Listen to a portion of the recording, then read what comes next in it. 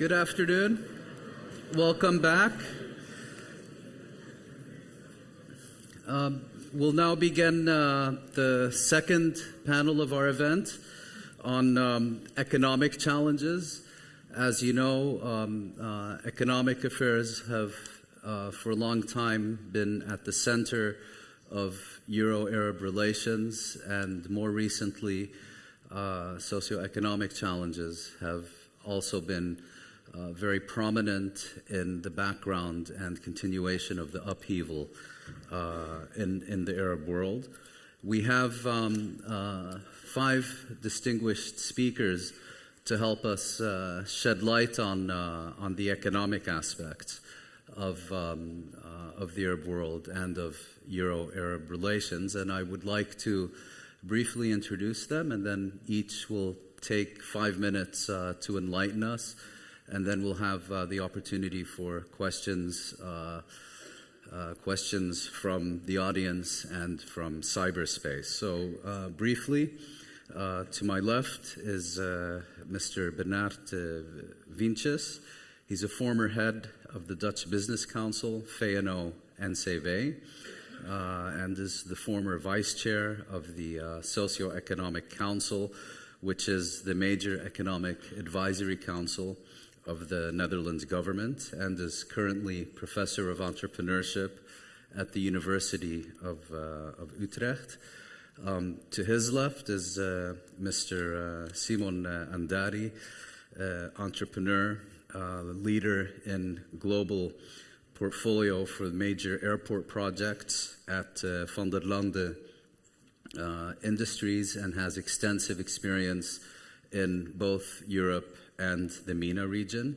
To his left, Ms. Joumana Jabri, who's a co-founder of Visualizing Impact, which many of you are, I believe, already familiar with. And Visualizing Impact specializes in developing creative processes addressing critical social issues in the Arab world. And then joining us via video conference is Mr. Rabea Ataya, who's a co-founder and CEO of Bait.com, leading job site in the Middle East that serves more than 175,000 professionals, 40,000 employers, and has 12 offices in the region. And finally, Salim Rabbani, chairman of the Netherlands Middle East Business Council and chairman of the board of the Lutfia Rabbani Foundation. All of them have extensive biographies in the conference program, which I'd encourage you to look at for their extensive experience. But without further ado, I'd like to ask Mr. Wientjes to kick off our session. Thank you, Mr. Rabbani. It's a great honor and a pleasure to sit here in the middle between the two brothers Rabbani. So they check out the controllers to the left and to the right. So we have to speak in the middle. But it's a great honor. I have 5 minutes to explain you how I think about the economic development between Europe and the Middle East. That's quite a challenge. 4.5. Let's focus on one word, which is entrepreneurship. My life has been always in the focus of entrepreneurship. I started myself as entrepreneur in a family company. Then I had the honor to be a chair during 9 years in the VNO-NCW, which is the Confederation of Industry and Entrepreneurs. And now I have the honor to teach young people about entrepreneurship. In my experience, I've always seen in countries all over the world, also in this country, when there is room for entrepreneurship, when there is focus on entrepreneurship, when people are educated in entrepreneurship, it gives not only economic growth, but it gives stability in the countries, stability in this country. So entrepreneurship is one of the best, let's say, means to get stability in a country, economic growth. I remember during my 9 years I have visited many countries, many times together with the Prime Minister, or with our Queen or King later on. And we had many, many round tables, and I visited all the Arabic countries, but also in Israel and also the Far East. And always we talked about entrepreneurship. And when you see in a country, when entrepreneurship gets room to develop itself, then the country is getting better and reaching a bigger stability. Take China, when the Chinese government gave the possibility for private persons to start their own company, the company was booming. So that's what you now see in the Middle. That's the big problem, I think, in the Middle East. When you talk to people from Tunisia, I was there, or Egypt, I was in Palestine. I was in the same visit with Mr. Rutte as well in Israel as in Palestine. And we discussed with young people, there's no difference between them and the Dutch young people. Some of them, 20, 30%, they want to be entrepreneurs. But they have to have the chance to be that. And I spoke with many young people, they said, I would like to be, but I have no chance. The bureaucracy, one of the guys told me, he said, okay, when I need money, I have to pay between 20 and 50% interest. So there is a climate in many of those countries that it is almost impossible for young people to be entrepreneurs. And I think it's bureaucracy, but the worst thing is corruption. I spoke with a lot of young people, and they told me, we want to be entrepreneur, but then we compete to bigger companies, and they stop us. They force the banks not to give credit. They force the government not giving permission. So the fight against corruption, in my opinion, is the strongest way to develop entrepreneurship and economic growth and stability. And there's no difference. When I made the trip to Israel and Palestine, 3 days, 1.5 day in Israel and 1.5 day in Palestine, exactly the same people. I forgot who lived, who of the young entrepreneurs was Palestinian and who was Israeli. They had the same mentality and the same wish to develop their government and the same idea that when we get our chances, it will help to solve the problems in the Middle East. Thank you very much, Mr. Hamdani. Thank you, Mouin. Okay, perfect. I would like to share with you 3 decades experience between Europe and the Middle East. There's some statement. Businessmen in the Middle East are not all alike. Nevertheless, there are some common traits. An Arab is any person who is mother tongue Arabic, who feel Arab. Not all Arab are Muslims, not all Muslims are Arabs. There are Christians, there are Druze, there are Baha'i, and something else as well. Besides religions, it is the Arabic language that 7 primarily in the region. So, basic religion, it is Arabic language that served primarily at the basic of Arab culture. The Arabs are usually seen as national of extreme and great emotions. They end to be warm, cordial, hospitable, and gallant. It is said that the best businessmen in the world are Jews and Arabic. They are proud of their culture, religion, and their heritage.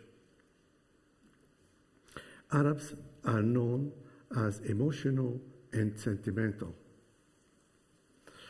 with a strong feeling of justice.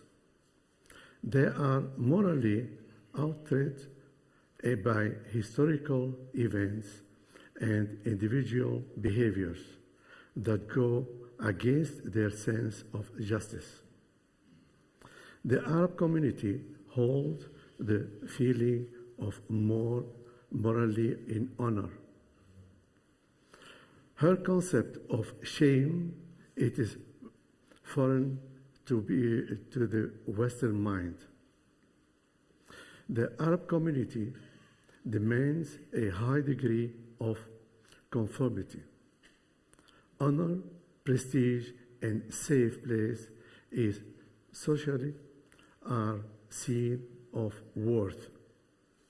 Arabs are not only concerned about their action, but also about their reflection it will have on their family, tribes, and country.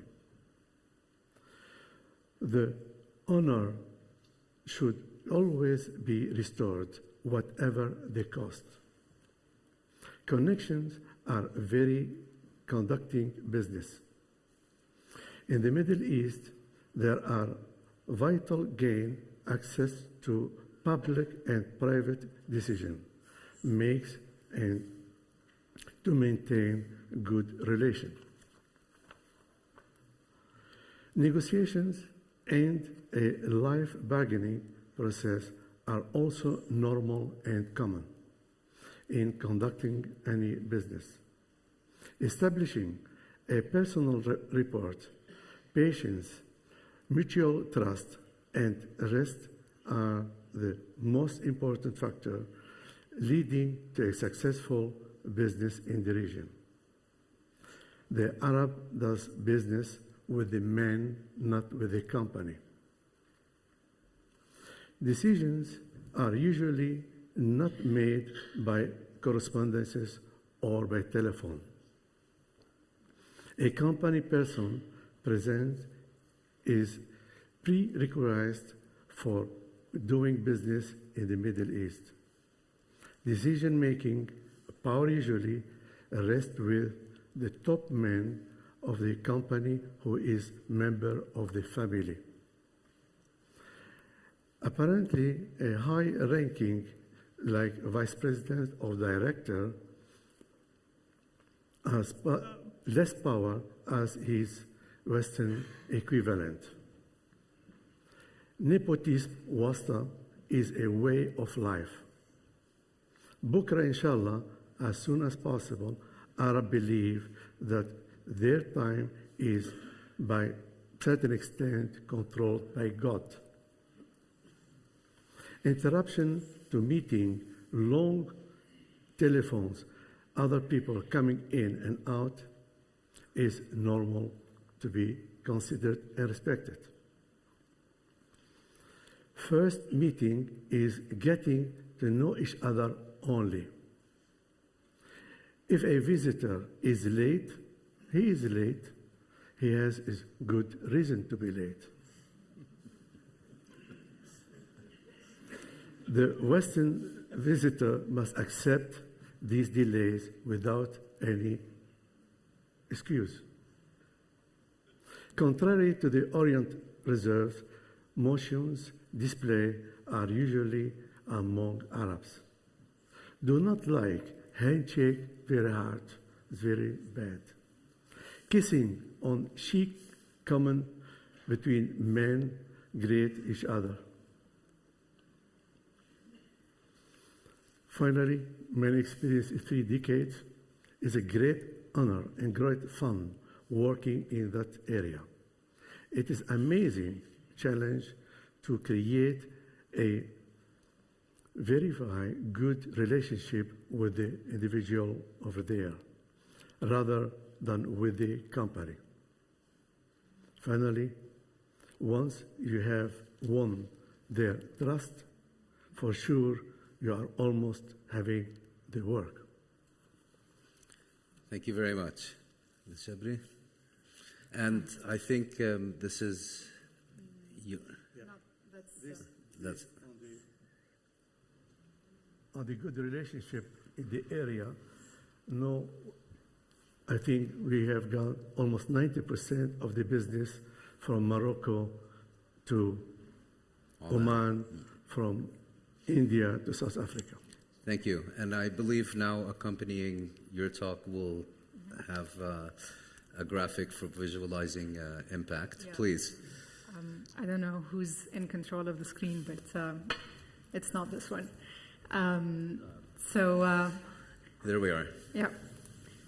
So I'm going to speak in very simple laywoman's terms. I'm neither in a position of, economic strategy or policy or anything of the sort. I'm an individual from the Arab region who has gone through a certain experience that leads me to some of the findings or thoughts or even questions I'm going to share today. So in simple terms, today there's 7.4 million unemployed in the Arab region, be they Arab or other minorities. And this is a good segue for Rabea eventually, who's going to speak after me. So 7.4 million unemployed. What does unemployment mean? I am exposed to, for example, the case of Kuwait. Over 80% are actually employed by the government. So great checklist, employment. I am told as well from people working in Kuwait that employment doesn't necessarily mean productivity. So that's one of the points I'd like to bring in. As a Saudi national myself, I am very well aware of the Saudization in Saudi and the increase of employment in Saudi for Saudis. I, as a woman, if employed, would be counted as 2 men, so companies would actually benefit more from employing me than employing a man to go on a positive checklist of Saudization. I was even offered to be listed on companies for that. Jokingly. So in simple terms, again, what is economy about? On an individual's level, it's how do you get the money, first level, and then what do you do with the money, and then how do you sustain the money? So in terms of how do you get the money, I think one of the factors that is very little or completely absent from economic talk is psychology. In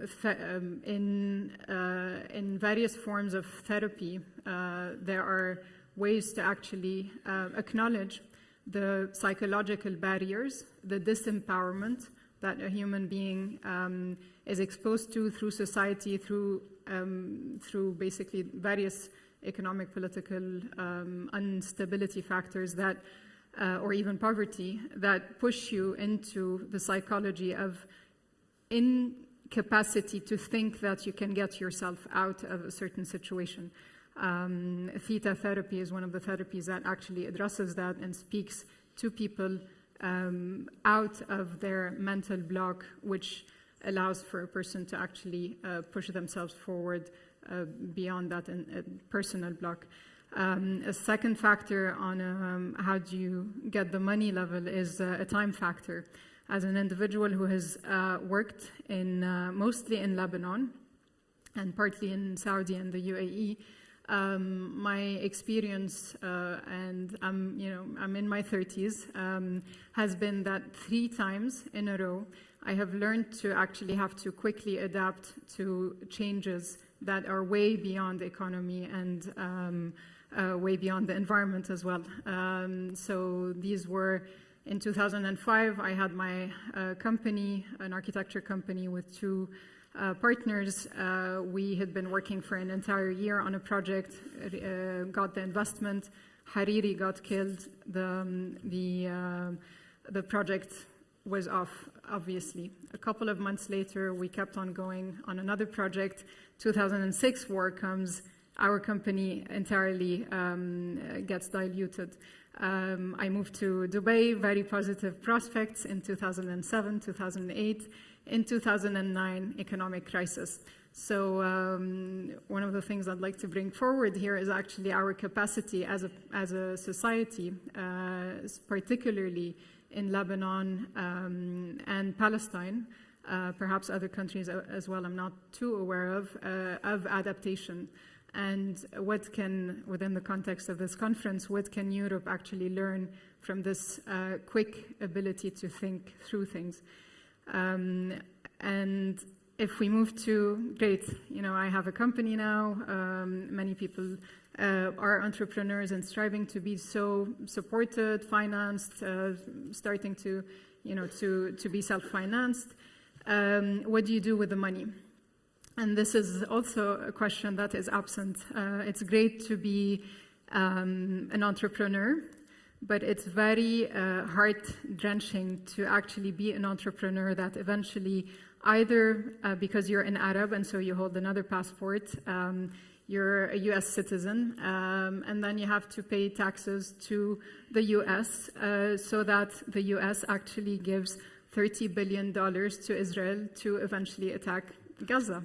That's a question, you know, one as an entrepreneur or as any employed person doing good money has to face, and it creates schizophrenia as a population that is trying to at times either boycott or to have a very, you know, social justice stand. It's a situation that we're faced as a young Arab population. The second one is today Jordan is about to decide on perhaps getting its gas for the over next decade from Israel. So again, a situation of, as a Jordanian, would I be paying my electricity bill to fund the next attack on Gaza? So a question I ask myself. On a closing note, maybe in terms of how to maintain the money, one of the toughest things is to implement systems and organizational, operational structures within businesses in the countries that I am familiar with. And yesterday I had a conversation with a gentleman from Jordan who was a minister at one point, and shared the same insight that basically what is handicapping is actually not the lack of money or the lack of abilities, but the lack of management. And I think with that... Thank you. Could I ask if you could perhaps take a moment, if you want to talk Speak about about the... Yeah. We're... visualizing impact basically works on the basis that data is out there, but it's not reaching the general public. This is just a very small example. There's an entire set of other visualizations, but in this particular one, we're looking at what does the scale of a 7.4 million population mean of unemployed. And we took 12 cities in Europe of the first European countries, and if I may, 7.4 million being unemployed Arab unemployed youth. Arab youth, yes. In comparison to full populations, not unemployed populations, but full populations within the 12 listed cities.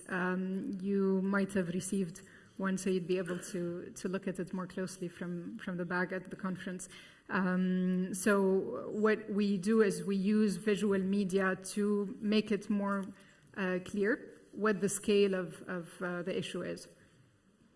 It should speak for itself, otherwise we've missed the point. And it does, but you've spoken for it too. Thank you very much. Thank and you. I think now we'll have Rabea Ataya by teleconference or video conference from Dubai. Good afternoon. I hear you loud and clear. Do you hear me? Hi. Do you hear me? Very Hi. well, thank you. Am I audible? That too. Yeah. Perfect. Can you hear us? Great. So I can hear you loud and clear. So it's a great pleasure to be amongst you, albeit oceans away. Thank you for having me. I guess if I may, I'll start off with talking about initially your introduction. You mentioned that we have 175,000 professionals on Bait.com. The figure is actually 17.5 million. And since we provided you with that figure, it's now closer to 19 million. And I guess, why is that important and why do I make that correction? As a starting point, I guess what I find, and I guess a lot of the region finds, is the single largest challenge facing us today. It is our massive youth unemployment problem. And in fact, according to the World Bank, we do have the highest youth unemployment rates in the world, even higher than sub-Saharan Africa. But even more scary, perhaps, than what the current youth unemployment numbers are, is where that trend is going. And the figures that are commonly cited are that we require over 100 million new jobs to be created in the coming decade just to maintain current unemployment figures. And you have to remember that current unemployment figures are probably what led to the revolutions across the Middle East and North Africa region. So this is a very large challenge that everyone in the region is trying to deal with. And if I were to personalize it from Bait.com's perspective, we regularly compare ourselves to our global peers, other job sites around the world. And so, for example, the leading job site in Switzerland, were you to post a job on them, you would generally get 1 to 2 applicants to that job. In most of mainland Europe, when we compare to our peers, for an average job advertised on the internet, you will get about 30 applicants. When someone posts a job on Bait.com, they get over 1,000 applicants for that job. So that gives you a bit of an idea of the challenge that we have on our hands right now. And interestingly enough, in spite of the fact that employers are getting over 1,000 applicants per advertised job, most employers still complain that they're having a challenging time locating the talent that they need. And so I guess the challenge for us here is to try and figure out, how to sort out both the demand for talent problem as well as the supply of talent problem.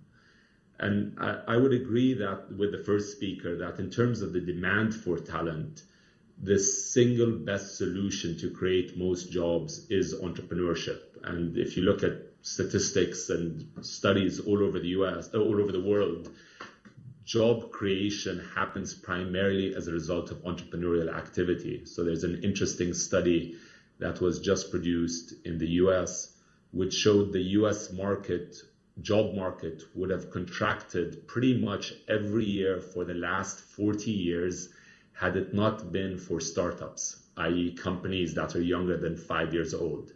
So companies that were younger than 5 years old were in the US market generating over 3 million jobs a year, while companies that were older were net destroying 1 million jobs a year. So entrepreneurship is something we need as a region, and it's something that was also correctly pointed out as being highly desired by our youth. And so we recently conducted a survey on entrepreneurship in the region, and over 70% of the respondents on Bait.com, and these were youthful respondents, said that their preference would be to start their own organization. Yet the barriers to that are extremely high in the region. And I would say it's not just a function of corruption. The bureaucracy is immense. The cost and time to incorporate a company is amongst the highest costs in the world and amongst the most timely processes. And so, in most of the region that we operate in, it can take you up to a year to incorporate a company and can cost hundreds of thousands of dollars, which would effectively put it out of reach for most people. And so I guess when I was asked to speak, I was asked where can increased European-Arab cooperation help on this matter? And I would say that in the creation of demand for talent, it would certainly help if Europe gave us a bit more of an education as to how to bring down the barriers to incorporation in this region. There are certain globally accepted standards, and I think regionally we have not yet adopted them. And I guess it would always be nice to also see European investors take up more of a role in supporting young entrepreneurs in the region who are highly skilled. In terms of the supply of talent, I think we produce a highly talented workforce, and the vast majority of employers we speak to seem to be very content with the skill sets that our universities produce. However, these are the hard skills, and the unfortunate part is that the soft skills are significantly lacking. And again, when we look at the problem there, a lot of that has to do with the fact that the vast majority of graduates in the region have no work experience till after they graduate. So in the US and Europe, it is quite common for people, whether they are in high school or university, to get work experience during their educational years. And that helps them make the migration into the workforce rather easily. And so I will also personalize this. My father in the 1960s was studying in the American University of Beirut and had the opportunity during his studies to spend 6 months in Germany working as part of an exchange program. And that helped significantly change his whole professional outlook. And as a result, he became a successful entrepreneur. And he still, to this day, attributes a large part of that to that European experience. So to the extent that we can continue to have exchange programs like that, I think we can significantly affect the quality of talent coming out of our region. Thank you. Thank you very much. And Salim now, speaking about the Middle East Business Partnership. Thank you. Yes, the reason why I'm mostly here today is to discuss the launch of the Netherlands Middle East Partnership Initiative, which is an initiative which was taken by the NCH, Netherlands Center for Trade Promotion, and the Netherlands Middle East Business Council, which is part of the NCH, together with the Ministry of Foreign Affairs. And people ask, why include that in the Euro-Arab dialogue? And the reason is very, very clear. We're talking about exchange, we're talking about bringing people together, and educational exchange and cultural exchange, as well as political exchange, are extremely important. But economic exchange comes to the base of bringing people together. And the main reason is that people develop a common interest.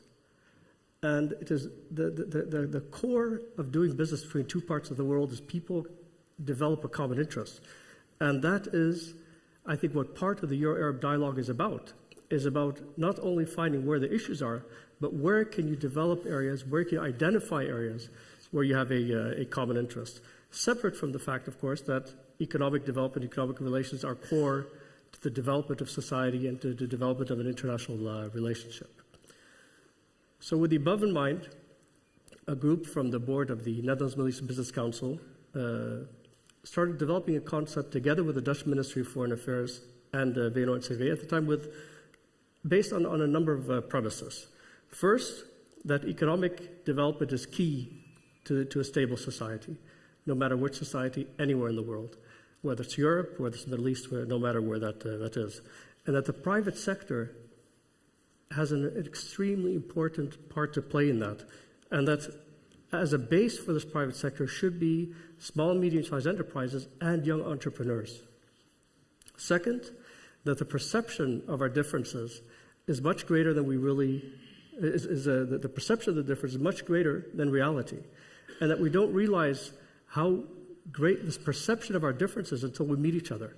So the objective of whatever initiative we launch should be to get people together. Third, that we're tied by geographical and umbilical cord. This has been said so many times today. And that whatever developments occur in the Arab world or in Europe have a direct effect on the other. And that fourth, that both Europeans and Arabs have a lot to learn from each other and that they can benefit from each other. And that makes an economic relationship sustainable. It can become a true partnership. It's not a one-sided transaction. Fifth, that governments on their own and large corporations on their own, as Rabea has said, as other panelists have said, there's no way that they can create the amount of jobs that are required. It will be up to entrepreneurs and up to small and medium-sized enterprises to develop these jobs. However, especially small companies like Joumana has explained, you're busy doing your thing, you're trying to develop your business, the world around you, things are happening in the world around you, and at the same time, how are you supposed to focus on developing new networks, new relationships? So therefore, government absolutely has a role to play in that. But it's the role of the entrepreneur, but government with the support of government. And the support of government can really be in a number of ways. First, in making sure that the infrastructure is there, whether it's the legal system, which regrettably many of the Arab countries, when it comes to entrepreneurship, is very weak or does not exist. When it comes to networking, which is something that we from here, from the Netherlands, can do, and in the Arab world, and that's really been the success of Dubai the past years. It has been bringing people together from all parts of the world. And third is education, and Rabea focused on higher education, But I'd also like to say vocational training is an expertise that we have here in the Netherlands, and is something that we can really add more value in the Arab world. The other premise is that the private sector absolutely is willing to invest. It's not that the private sector is not willing to invest, but that we can make a much stronger statement and that we can make a much stronger presence if we do it together with the public sector. And finally, for the bean counters among us, if we don't do anything, it's going to cost a lot more than doing something. So these were the premises that we worked on. And based on the above, I'm very pleased that the Dutch Ministry of Foreign Affairs has funded 1/3 of the Netherlands Middle East Partnership Initiative. The private sector will fund 2/3. And jointly during the coming years, we will develop initiatives in the region bringing Dutch and Arab companies together. And I'm thinking maybe one of the initiatives that we can discuss based on what Rabea has talked about is maybe we can set up some type of entrepreneurship market between Dutch and Arab companies in Dubai using BATE's resources and seeing what we with VNO-NCW and see with other organizations here, that maybe that could be one of the initiatives that we could take. So I'd like to thank very much the NCH, the chairman's here, the directors here, the previous directors here, the director of the Middle East, current and previous are here, and the Ministry of Foreign Affairs for being able to facilitate this initiative. Thank you. We have about 20 minutes left. If there are any questions or comments from the audience, please.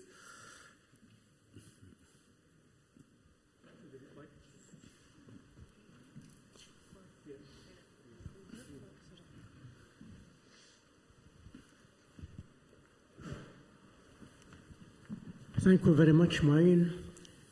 Allow me first, please, to say just a few words before commenting on the economic issues, the topic of this session, to say just a few words.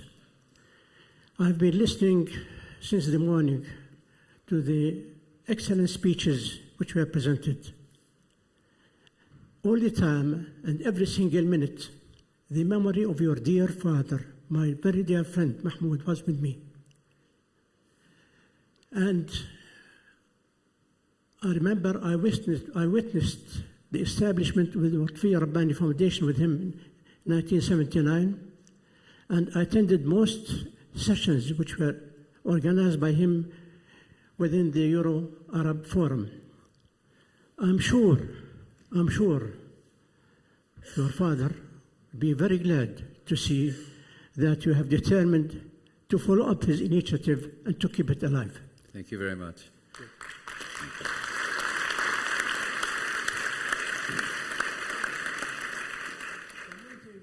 Commenting on the economic issues, when we talk about economic growth or economic development, one of the most challenges which this economy is facing in most Arab countries is poverty and unemployment.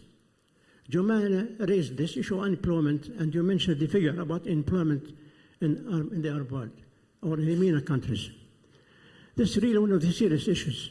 But how can we solve this issue? Certainly we can solve it with further and more joint investments. When I say more investment, I say Euro-Arab investments. When I talk about Euro-Arab investments, I can say that as Secretary General of the Federation of Arab Businessmen, we have established a number of joint business councils with a number of European countries for the purpose of developing economic relations and business relations with a number of European countries. I can say that the Arab countries that include about 370 million people are a good market for Europe and for European products. And I can say that Arab countries are a good partner for Europe. And Europe is a good partner for Arab countries. But what I can say is just it's enough to limit this cooperation to trade or exchange of trade.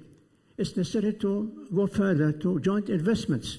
And I can assure you there is a good scope and very good opportunities for joint investments in many Arab countries. Allow me to just quote my country, Jordan. We have a new investment law which gives very good incentives to investors and which keep the door open for investors from various countries. So it is an invitation to join us in this. And I'm very glad to mention here in this connection that we are joint business council between the Netherlands and Jordan with Salim Rabbani as a co-chairman for this joint business council. This is one point. The other point, this conference is about the role of Europe. Today a question was asked, is Europe doing enough or should Europe do more?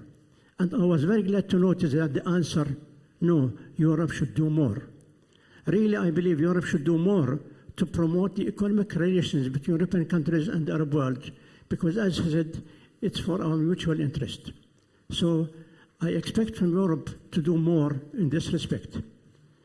But once again, there was another question raised to some of the speakers. If you have 10,000 euros, how would you spend it? And the answers were different. But I believe if you want to ask me what would be my answer, I would say, let us spend it on keeping this initiative alive, on arranging similar conferences every other year, it's not every year, to keep this dialogue alive, because the developments of the world are going very fast. And we cannot organize such a forum and forget about it for several years, because the world cannot wait for us. We have to keep going on and to keep watching what's happening in the world, and that's why we should keep such conferences going on alive.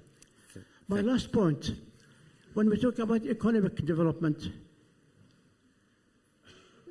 settlement is very essential for economic development.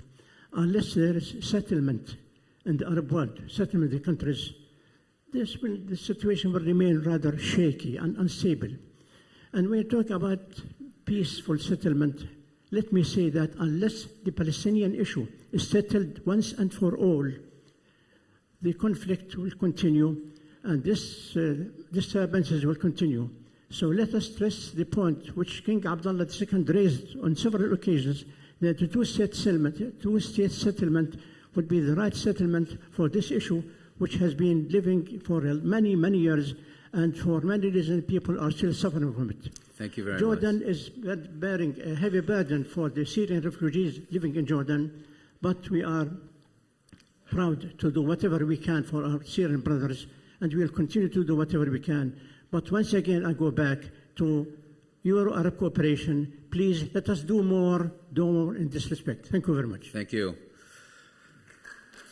There was, if we can have the screen back up, there was a tweet, I think it's called, I'll just read it out. Creating the infrastructure is needed by governments as well as strong communication for a better cooperation. Would anyone like to take that point up? Yes, please. Pleased to do that. I was listening also to Salim's speech and to the reaction of our friend in Dubai about bureaucracy, about the problems to start companies, about financing the companies, like you said before. I think what we can do from Europe is to help. We have our own battle about bureaucracy. Don't be too optimistic about this country, because my organization fights every day against bureaucracy here. But the bureaucracy here is, of course, much lower than in that country. So we can help them how to fight against bureaucracy. And it has to do, I repeat it, also with corruption. Second point, of course, is financing. We started this year, for the first time ever, with a new fund, which is a fund, the name is a very difficult name, it's the Dutch Good Growth Fund, which is a new instrument from the government to not only to send money to developing countries, but also to invest together with local people. So this fund has the basis that when there is an entrepreneur in a country on the list of our foreign affairs, and a company wants to invest together with a Dutch company, they get money. It's a revolving fund, so it's very interesting because it has to be paid back in the end, so it can revolve and start new companies. It's in fact the best instrument to develop entrepreneurship in those countries with joint ventures with Dutch and local companies. Even part of that money is for local companies without joint ventures. So I think the government is doing this. We have to help it. We have to send our experience as business people to the countries. And then, of course, we expect also those governments in those countries that they do something. Because when you are on the list of easy to start up a company, on the lowest part of the list, then you have to do something as government in the Arabic world. Thank you. Further questions? We have one here and one there and one in the back. Please. Thank you. My name is Fahmi Yigit. I'm a Dutch citizen. And maybe, Mr. Andari, to add something to your remark that the best businessmen are Jewish and Arabic, but unfortunately you forget an American local saying, the best are Dutch businessmen, because they are only able to buy from a Jew and sell to an Arabic and make profit. So, with this remark, I want to welcome the remark that the Netherlands should take a leading position in creating the European Arabic communication line for business. Thank you. Thank you. There was one here.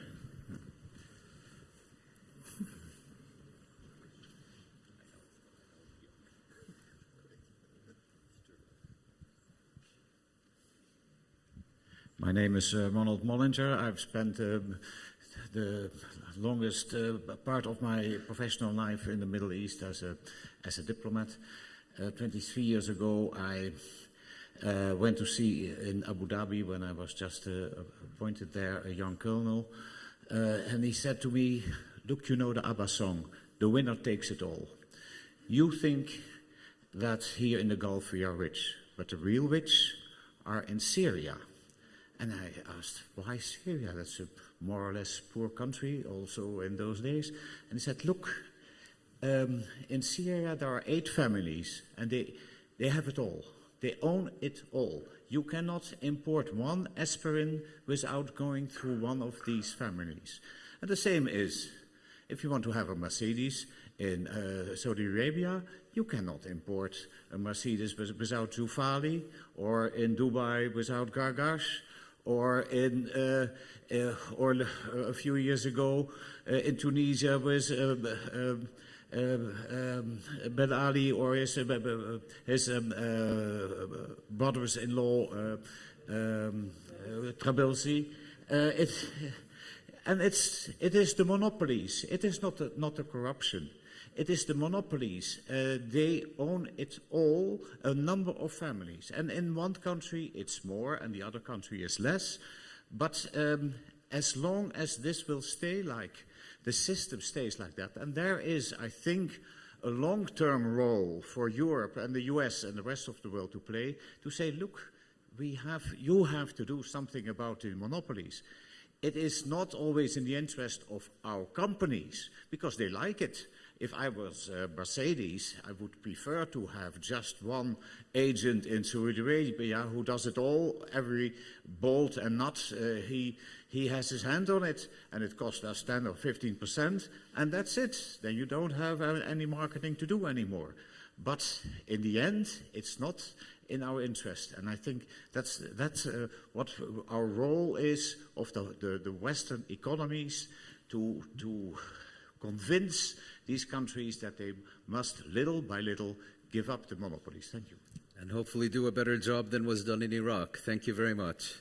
Salim, you wanted to... Maybe I could just comment on it, because, you know, I agree with you that all over the world there are monopolies and there are certain families that control things, but it's the same here. We just call it different. And historically, it's always been the same. And in each country, economies go through phases. Certain people control things, and then it gets passed, and then those people find something else to control.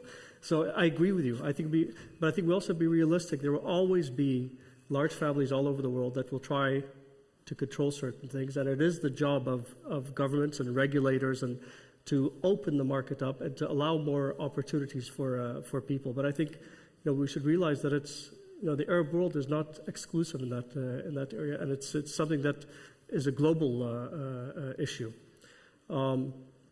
Actually, may I have this quick question to Rabea? Rabea, can I ask you, what if you look at the private sector? How can the private sector help in supporting job growth in the Arab world? How can the European private sector help in supporting job growth? And one of the main issues is, people are saying, we have our own economic problems, we have our own issues. Why should we go and help in Egypt, in Tunisia, wherever? So that's a great question, and I thank you for it. I guess, and going back to both your comments and the question that was previously asked, there is a challenge right now with economic concentration of power, and that generally is bad for the economy. And everyone realizes it's bad for the economy. And so, from a private sector perspective, there needs to be more organizations out there serving this very large and growing market. So when you look at the Middle East, the North Africa market, it is a large population of people, and a lot of it has significant disposable income. And so I think where Europeans could help support the distribution of economic power is by not going to the traditional natural large family partners, but trying to support younger entrepreneurs who are very passionate about their business and partnering with them to access these markets. I think if you cooperate on that level, where a European company and a Middle Eastern entrepreneur get together, and it's not the traditional big family entrepreneur, then there's a real opportunity to at least give people a leg up and a good starting point in the economy. So my sense is, again, the summary is Europeans can access a wonderful market out there, and as opposed to going through the traditional path of accessing it through large families, they can do a bit more of a good job at trying to spread out the wealth. Thank you. There was a lady here. Yeah, please.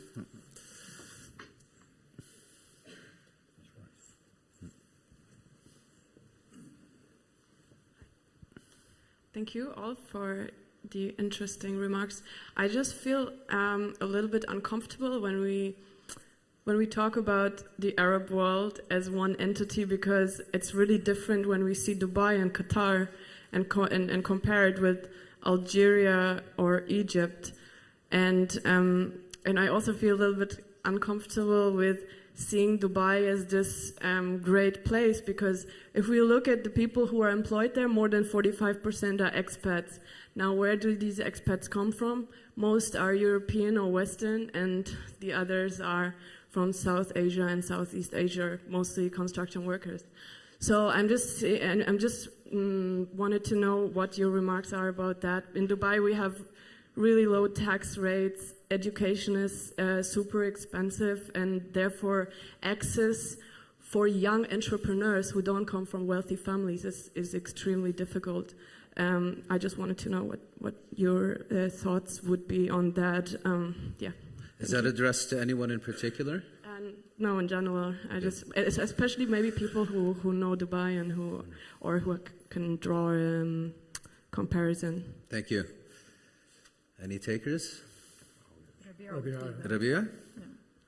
If possible, since I'm based in Dubai and I'm speaking to you from there, I guess I'm an entrepreneur who has offices across 13 different cities in the Middle East and North Africa region. And Dubai has been my headquarters now for 14 years. And the reason it's been my headquarters and is the chosen headquarters for most of the regional businesses is it is the easiest place in the region to set up a business and to operate a business. So in general, the cost of setup and the time of setup in Dubai has a far greater advantage than anywhere else. And also in reference to your comment, I think it's just important to point out that Dubai is a very international place, but has welcomed Arab expats as much as it has expats from the rest of the world. And there's a very active Arab expat entrepreneur community in Dubai. So when you look at Lebanese, Algerians, Moroccans, Palestinians, Syrians, etc. People from all over the Middle East and North Africa region are coming to Dubai to set up businesses to serve the region. And so Dubai has, to a large degree, created a broader economy that's less centralized and less owned by a few big families than anywhere else in the region. And I guess to affirm your point, I do agree that every single city and country in the region is different. So Algeria is very different than Dubai, which in turn is different than Riyadh, Jeddah, or Khobar. But from which is the best economic success story and the one that's diversified the most away from oil and really given Arab youth the greatest opportunities, without a doubt, as someone who is in that field, Dubai has done by far the best job in the region. And I'm not an Emirati national, so I'm a Palestinian, and I can say that. And as a result, the vast majority of young professionals in the region, when they are asked to rank their number one choice or their best choices to where they would like to find employment, outside of their country of origin, Dubai is always choice number one. Thank you very much. Unfortunately, we're over time, so I'm going to have to. Do you want to take some work? I'm happy to, but that cuts into the. Okay, the question back there. Huh? Yeah. Good afternoon. My name is Han van Beek. I'm an entrepreneur, and my company supports Dutch companies for the export and sales to the Middle East. And I should like to ask the panel, which opportunities are in the Middle East for very small Dutch companies?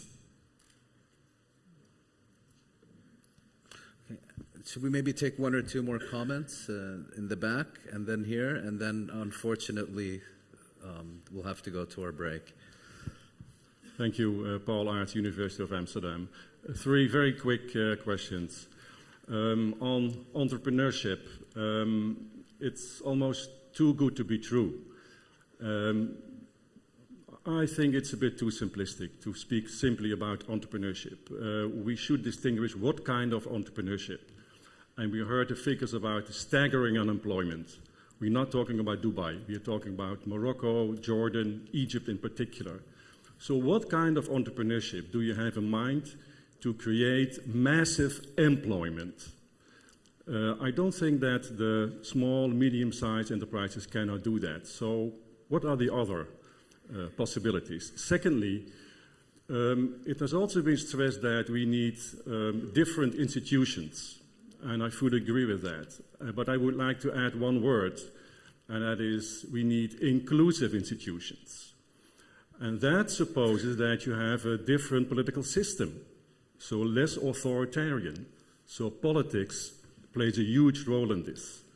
Can anybody comment on that? And thirdly, if I may, very quickly, on women. Women have the risk to be unemployed 4 times as much as men. Can anybody comment on that? Thank you. Thank you. And then last comment here.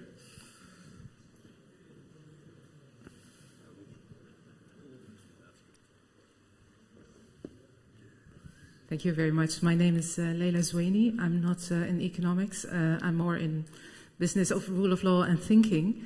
And I may follow up on what Paul was saying, or two things. And Salim, you suggested maybe institutional improvement, like drafting laws. I've worked a lot in Yemen.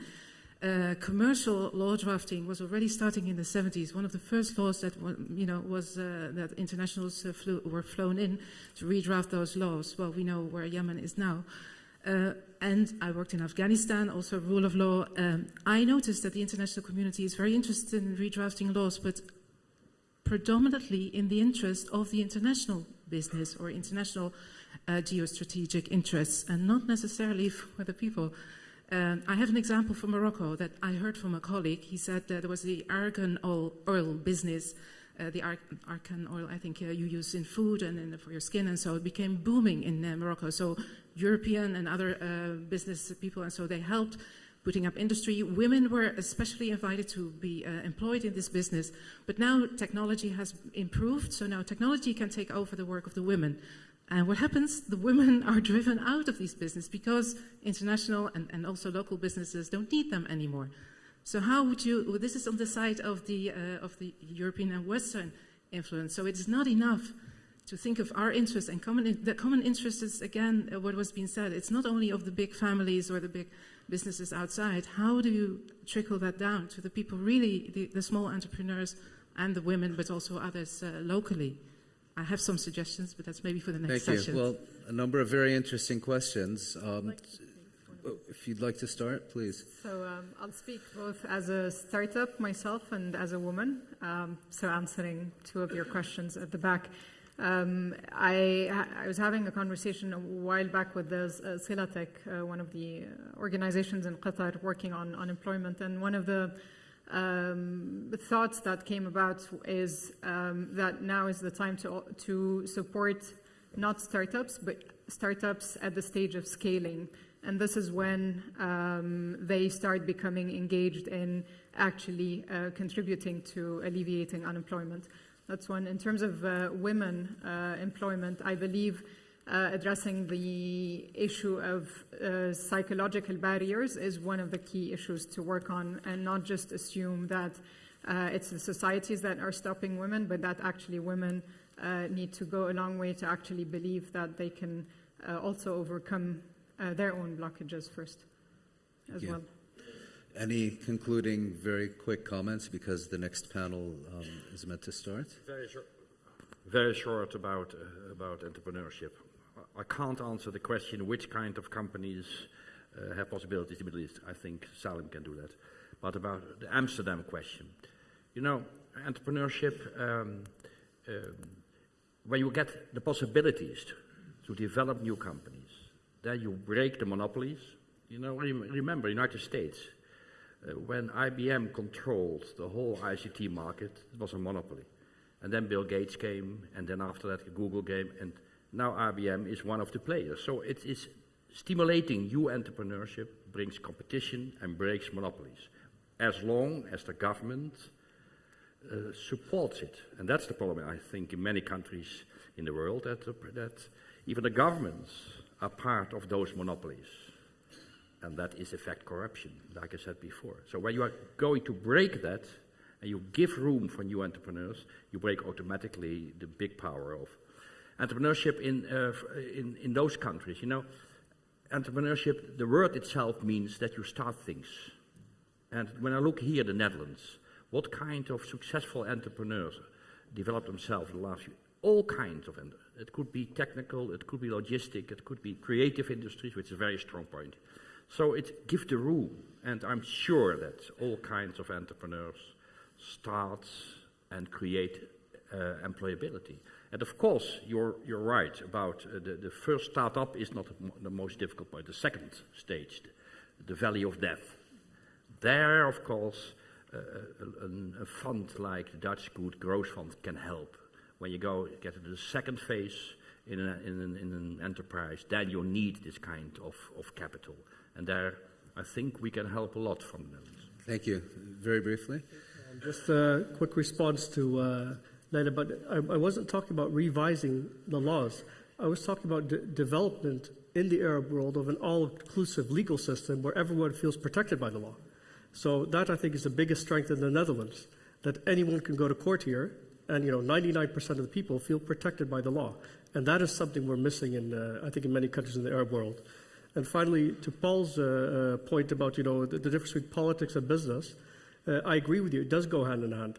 But actually, my premise is, if you look at the panel that was discussing here this morning about, political unity in Europe, or the lack thereof when it comes to foreign policy, I think there's one thing that's unifying Europe today, and it's called the euro.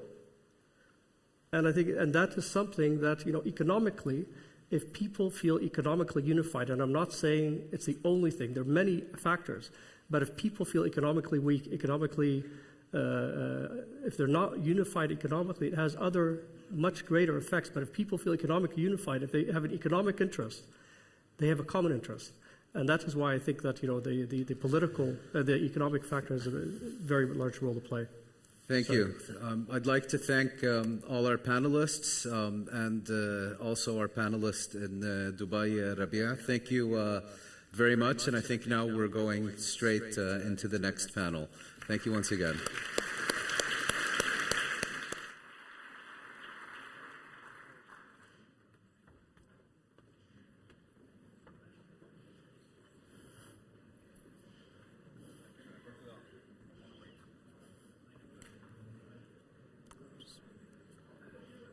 Well done. Thank you very much. Thank you. Thank you. So, Simon, merci. That was, I loved you. I loved your thing. You've done amazing stuff. All that stuff that we were talking about. Thank you. The Rabbani brothers. Ladies and gentlemen, we're going immediately to the next panel, the next presentation, which is something. Are people going out to get coffee, or people are?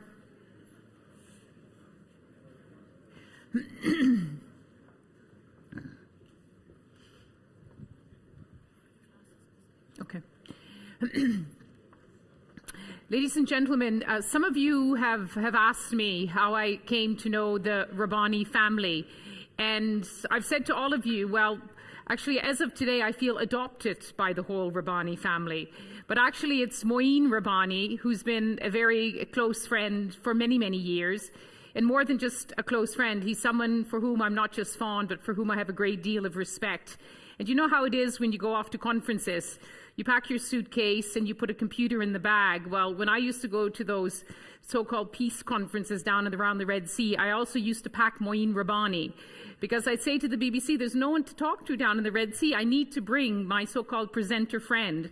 So Mouin is the only analyst that I've actually packed with me whenever I've had to go and do some presenting on the peace process. Unfortunately, there's no more peace process, so I don't have to take Mouin Rabbani anymore. And of course, in my work for the BBC, a public broadcaster, I'm supposed to be strictly neutral. But I'm not going to be for this next project, because I love this project. And let me tell you why. It's called the Virtual Dinner Guest Project. It's an international multimedia initiative, and it's based on a simple premise. And what is that?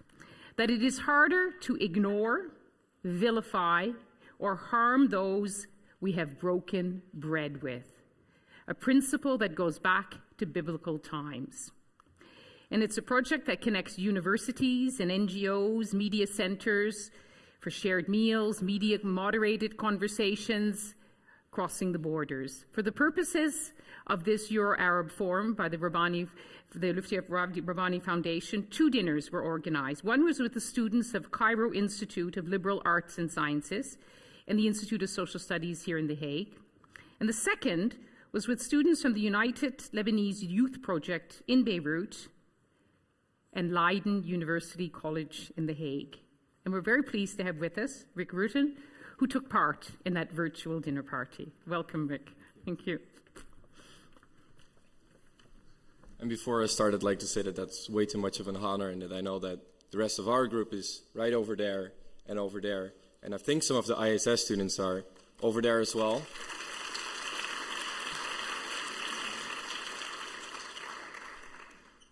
And it also means that I don't think we have time for questions here and now, but I'm sure that we're all very happy to know what you think of this and hear your opinions afterwards, somewhere with snacks and drinks, I guess. So, the camera is a powerful tool. Sometimes it opens our eyes to things that we hadn't seen before. More often, it actually becomes our eyes in those places where we cannot physically go ourselves. It allows us to experience a world that our eyes and our ears cannot register otherwise. That, I think, is why we speak of the power of an image, and why the most powerful images also tend to be the most dramatic ones. War scenes, famine victims, earthquake rubble, those are the things that impress us if you look at the winning world press photos of the past years. And it's perhaps telling that many of those powerful but dramatic photos have come from Lebanon, from Palestine, from other parts of the Middle East. They're so powerful, too, that it's often these very images that drive us to do something, to see what is wrong, and to see what should change, to emphasize with others, for they simply are also human. And this is even more so today. Other speakers already talked about this, about how Twitter and YouTube and smartphones and the Wi-Fi connection set people up all across the globe to connect and share their own experience as it happens, inside the insurgency, live from Tahrir Square. Look at the Arab revolutions, at Syria's war, at the terror of the Islamic State. But still, the camera is also limited.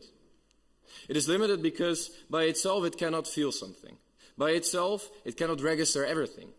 And as soon as it is turned off, we as the audience are never told what is next, what happens after the cliffhanger. And once the next image comes in, it already marks the start of a new news cycle. So we're stuck with stories of riots, of terrorist threats, of heated elections, of regime overthrows, without ever seeing the next episode. All in all, we may get more powerful snapshots these days. We still don't get the full picture. But we can, or at least we can try. That is what we have tried to do with the Virtual Dinner Guest project. We've tried to move the lens of our camera away from the negotiation table and the news desk to the dinner table. And we, that is 9 students in our case, all studying at Leiden University College here in The Hague. And like today, at this conference, we often discuss international affairs. And like today, we also have a very diverse community, with students coming from all across the globe. But unlike today, we see each other the whole year. And not just in class, but also on the sports field, at the dinner table, and at the occasional party. And the next morning, back in class again. It makes you see that they are human too. That reaction that you get from a photo series or a video fragment means much more than they also have human rights. And we saw this again during the virtual dinners that we had for this project, between The Hague and Beirut, separated only by Skype. Yes, of course, we did talk about the news, and about the Islamic State, and about the situation, the horrible situation for Palestinian refugees in Lebanon. But we talked about much more than that.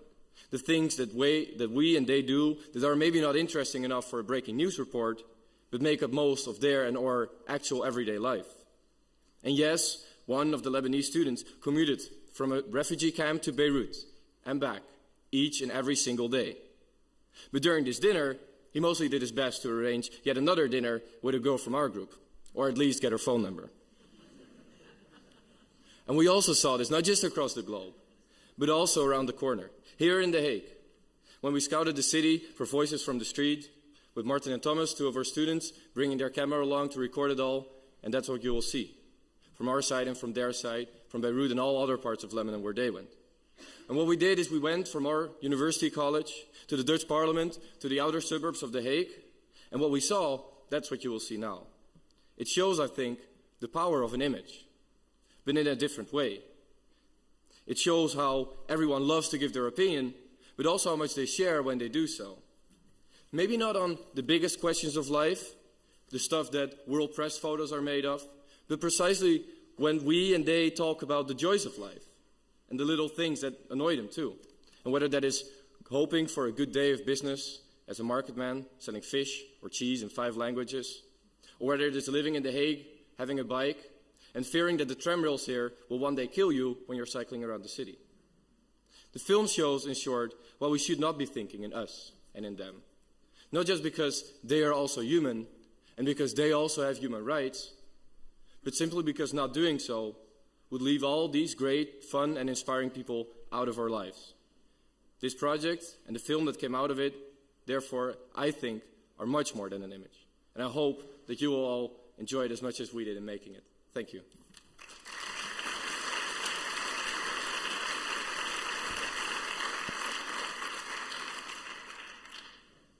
Being students from Leiden University College The Hague, we were naturally interested in being a part of the Virtual Dinner Project.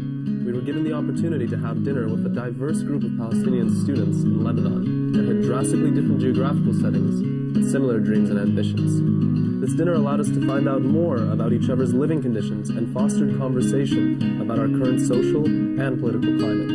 In the end, 2 questions were posed.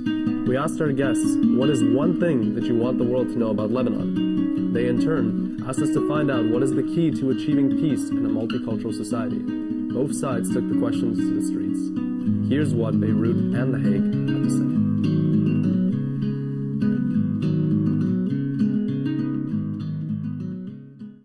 لبنان في حرية ما بتنوجد بأي بلد تاني، وعشان هيك هذا أنا باعتباري أنا شخصيا أهم شيء موجود socially speaking. حرام الأجانب تتبهدل عنا هون، كل الأجانب عرب وأجانب، نحن أوسخ بلاد العالم. قد ما تبرم العالم وتحول الدور ما رح تلاقي ناس بالعالم بيحبوا بلدهم قد ما نحن بنحب لبنان. وإجينا على لبنان من الموت الأحمر وليك على هالقعدة اللي قاعدينها. أنا لبنان بالنسبة لإلي هو كل شيء، لأني خلقت فيه وبحبه كثير. هلا إذا بدنا نلخص لبنان بكلمات بعتقد ما بيتلخص، بس أنا بقول هو نموذج للعيش المشترك بين كل الأديان. لبنان طبعا بيمتاز بتنوعه الطائفي، لكن على المستوى الثقافي وعلى المستوى الديني وعلى المستوى التجاري وعلى المستوى الجغرافي لبنان قابل أن يعيش أهله مع بعضهم على اختلاف طوائفهم.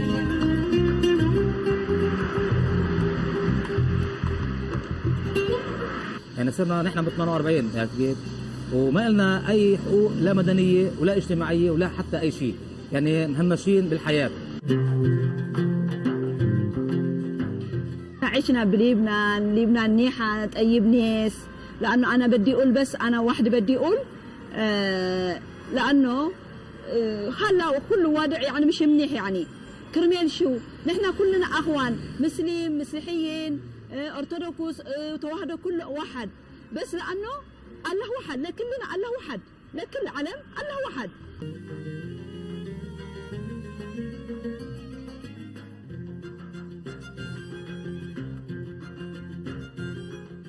بس هالوقت اللي وصلنا عليه صار العالم ما بقى عم تتقبل بعضها. عمو هون هيدي البلد بتصير منيحة إذا الدولة اللبنانية بتاخذ قرار بتشير كل شيء اسمه الله خلق غريب من هالبلد. بس اللي عم بيصير هلا إنه هالتعصب الديني اللي عم بيصير هيدا ما كنا نعرفه بالقبل بالمرة. هلا كل شيء رغم كل اللي صاير أنا بقول لك إنه أنا مواطنة لبنانية مسيحية مورانية عايشة بطرابلس وما عندي تفرقة بين مسلم مسيحي، كل عمري أصحابي ورفقاتي ومدرستي كلها هون. أنا ما بدشر، وكل مرة بينعرض علي بقول لهم أنا ما بدشر طرابلس. السوري الفلسطيني اللي ما له عازة ابن البلد عم يشحت. شوفي لي واحد بالعالم كلياته بهالبلد مكفى بيته. اللبناني قاعد بس لا شغلي ولا عملي، اللي اكل البلد الغريب عمه، والاجنبي اذا حيجي حيستندم والله العظيم. للي برا كثير الناس بتتخوف منا، يعني حتى للاسف بلبنان انت عم تحكي مع حدا من رفقاتك مسيحي بيجوني بكذا بيعتبر انه فوتوا على الضحك كانه عم بفوت على مكان يعني مثل عشوائي مثل مثلث برمودا. هيدي للاسف فكره كثير غلط.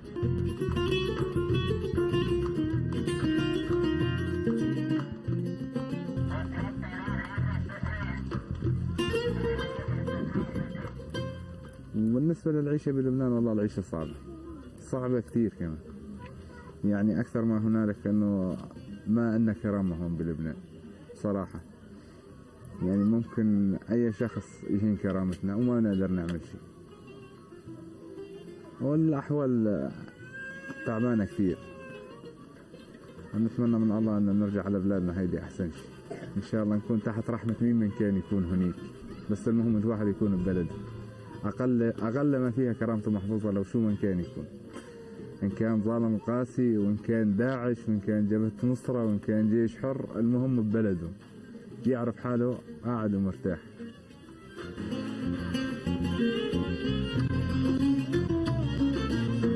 لأنه الكبار عم يفرقوهن عن بعضهم، هيدا سني هيدا شيعي هيدا مسيحي هيدا يهودي هيدا ما بيصير، هيدا لازم نكون قلب واحد وحب واحد.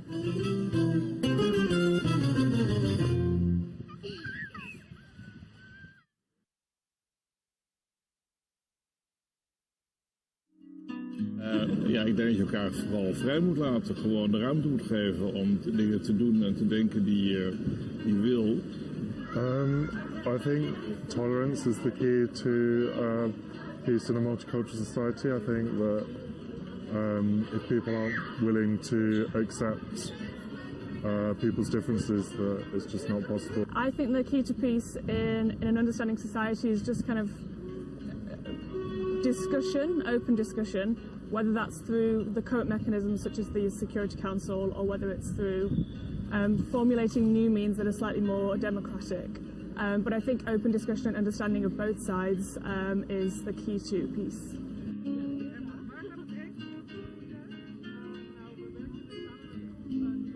Belangrijk vind ik dan liefde. Liefde, dat is zo universeel. En als we lief zijn voor elkaar, dan komt de rest ook. Je hoeft geen taal te spreken. Het is gewoon wat je naar elkaar uitstraalt. En het begint met de baby. Kijk, als we meer liefde hadden, hadden we ook minder monsters in de wereld. Je vrede is alleen bij jou, alleen. Het ligt aan jouzelf. De dood des voordeel, dat is je vrede. Einde verhaal.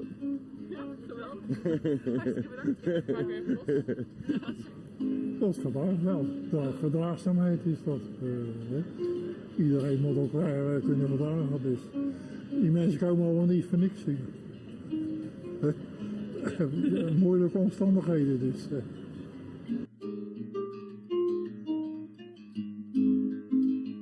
Wat minder verschillen maken tussen mensen. Dat als je bijvoorbeeld zegt van nou, wij zijn de Nederlanders, zij zijn de rest. Niet echt een goed begin voor vrede. Ja, gewoon bij jezelf blijven, niet te veel naar anderen kijken, gewoon je werk doen en voor de rest weinig. Maar er wordt te veel op elkaar gelet tegenwoordig. Ja. Algemeen, want ik bedoel, ieder mens beleeft het geloof op zijn manier. En daar moeten we ze ook laten doen. Niet van mijn geloof is de hoogste, daar moet je nooit mee aankomen. Want dan pijnig je de anderen. Hè?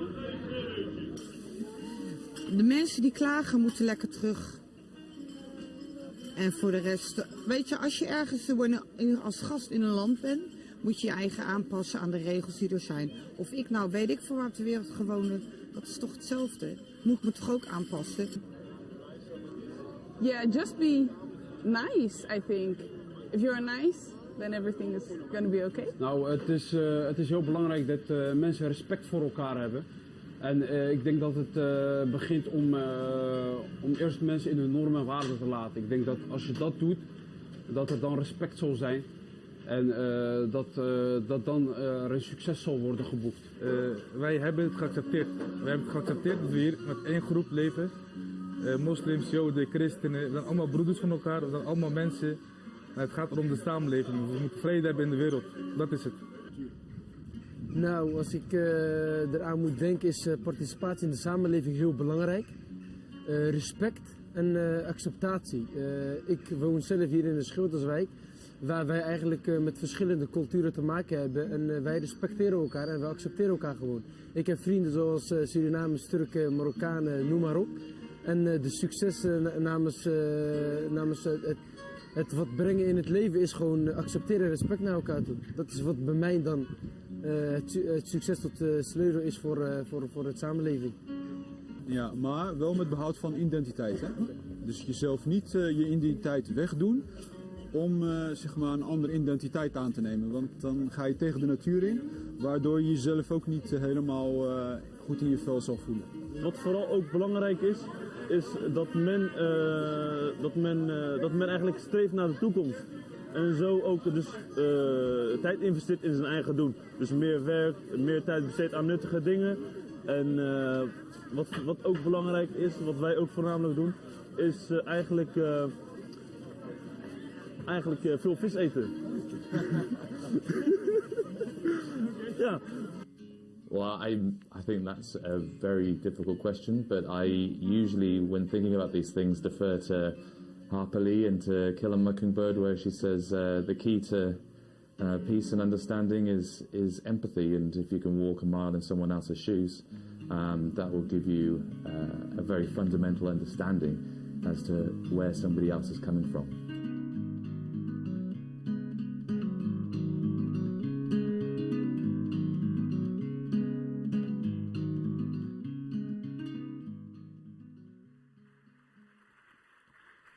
What a wonderful project. Let's see again who's involved in that project. All stand up. Who's part of that virtual dinner party? We all wanted to go to it.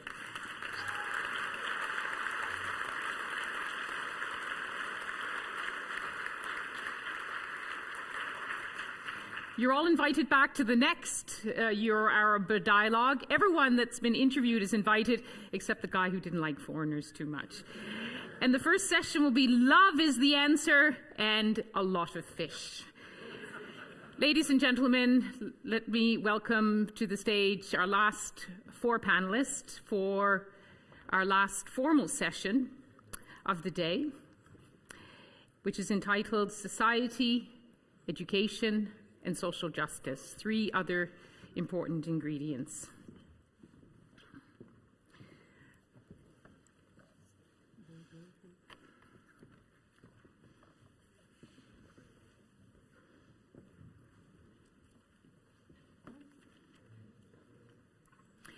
The question that they asked, one of the questions at the virtual dinner party, what is the key to achieving peace in a multicultural society?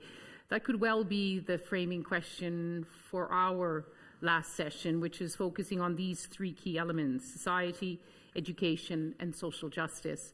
And I'm just going to take a moment here to pick up a thread from an earlier session, and I had not allowed Madeleine to take the floor, and she made a very good point, and I think it is a point that Lutfia Rabbani would want us to make today, and it hasn't been made enough, in which she said there were so many mentions of why Tunisia was different. And what we had failed to highlight was that for all of the faults of the authoritarian regime of Ben Ali, if you look across the Arab world, his administration did do a lot to promote the rights of women, to promote women's education, to promote women in work, and to promote women's legal status. Not perfect, of course, but the Tunisia you see today is the result of those decades where women were given the possibility and were given opportunities. And I think it's a very important thread to take through to, as well, our discussion now. 4 great panelists, which include 2 old friends and 2 new friends. First is Filippo Grandi, who's an old friend but a new Italian, with 3 decades of work in the humanitarian field, and most of them with refugees. He's worked in many regions across the world, in South Asia, in the Middle East, as well as in Africa. He played a leading role in Afghanistan, and his last position was as the Commissioner General of the United Nations Relief and Works Agency. And everyone here knows, of course, that is the leading agency which takes care of Palestinian refugees. And Filippo was a very strong voice for the rights of refugees, including those in the Palestinian refugee camp of Yarmouk on the outskirts of Damascus. And I know the Rabbani family has a very close connection to Syria as well. Basma Al-Husseini comes from Cairo, as so many people do in the arts and education field. She's an arts manager and a cultural activist. She's worked in a lot of institutions that deal with culture, including UNESCO and the British Council. But she has also set up and managed her own organization called Cultural Resource, which is a non-profit organization that supports artists and cultural exchanges. And she's going to tell us a little bit about her projects and in regard to refugees as well, including Syrian refugees, I understand. Sultan Al-Qasimi very modestly describes himself as a UAE-based commentator with an MA in global banking.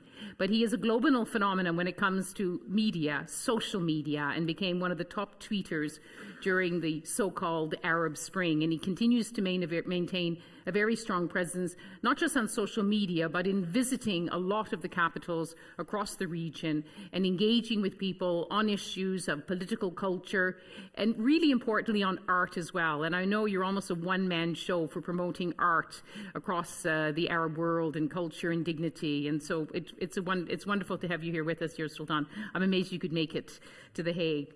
Last but not least, Miriam Jamshidi, who's a lawyer and a writer, a very good combination, a decade of work behind her, in which she also was able to write a book, Future of the Arab Spring, Civic Entrepreneurship in Politics, Art and Technology Startups, and she also started up her own digital magazine called mufta.org.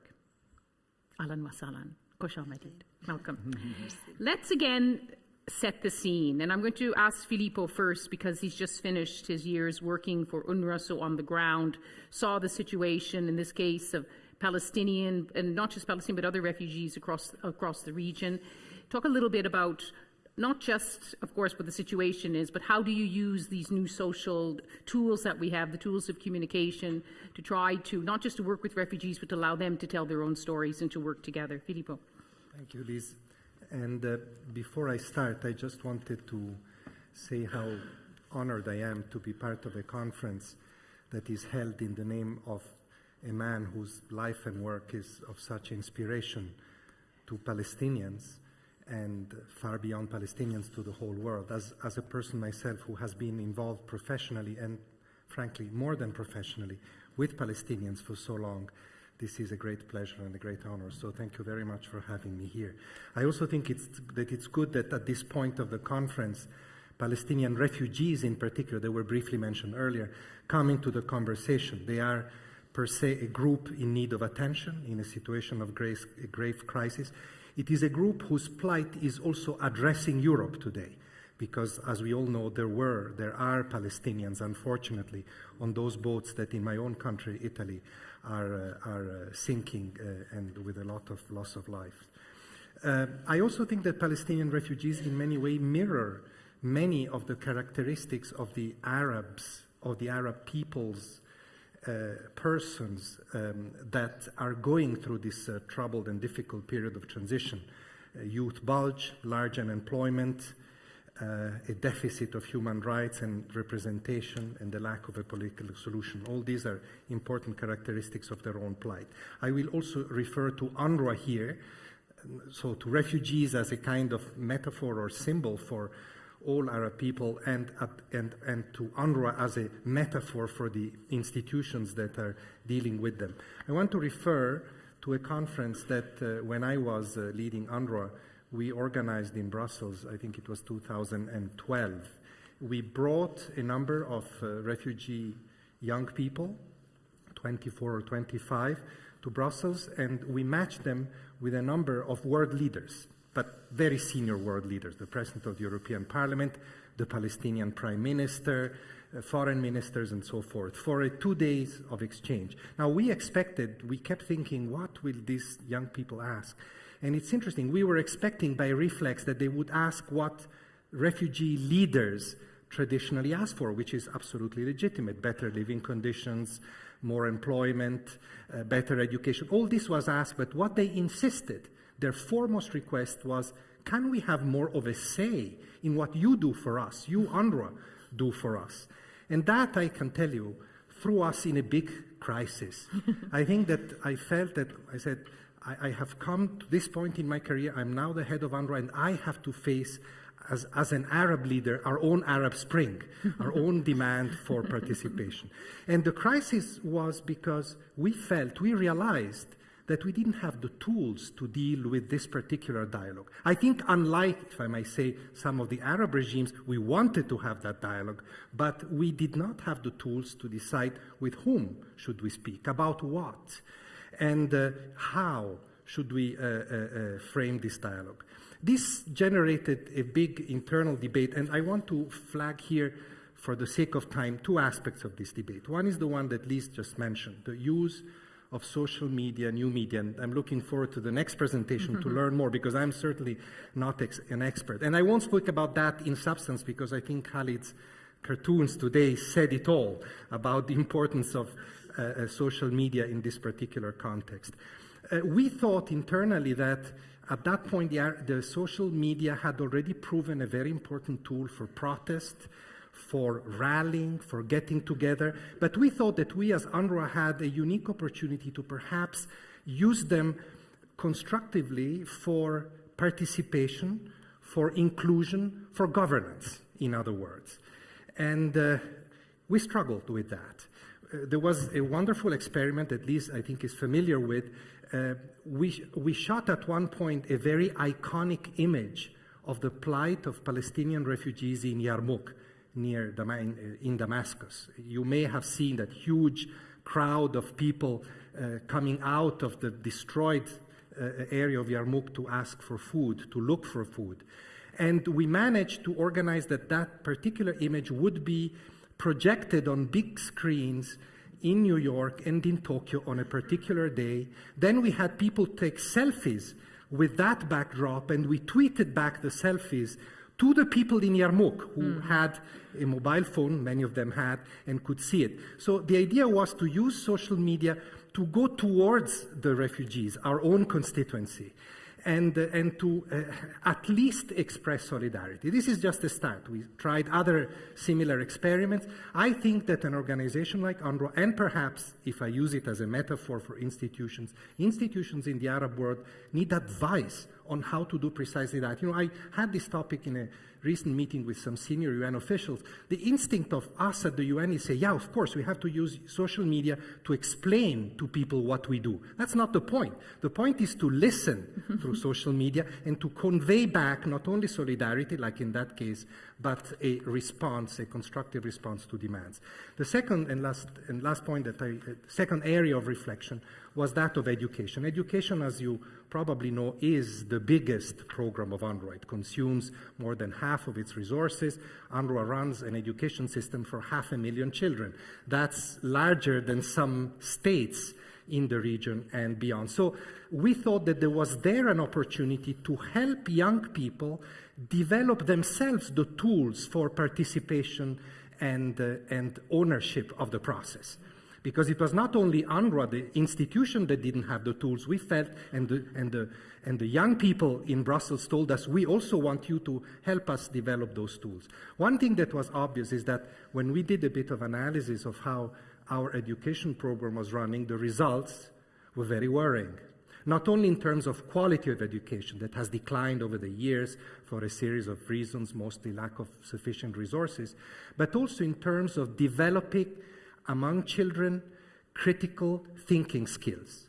The results of tests that we did quite systematically 5-6 years ago were dramatic, very dramatic, especially in certain areas. Why? Because in UNRWA schools, just like in most schools in the region, teaching is by rote.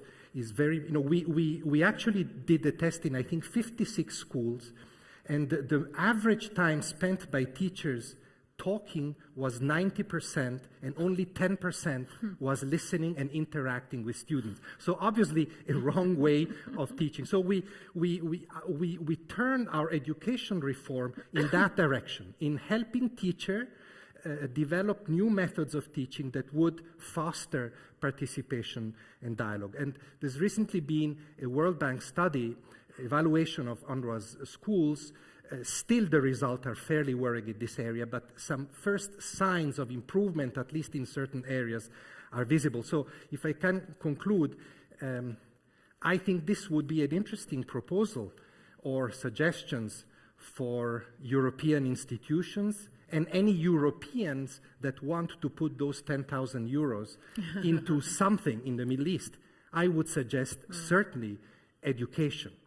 And I'm not thinking just of scholarships and vocational training. These are important for employment, etc. I'm thinking of primary education, because this conference is about the Arab future in Europe. Well, it is in the schools that future happens. Thank you. Thank you very much, Filippo. Thank you.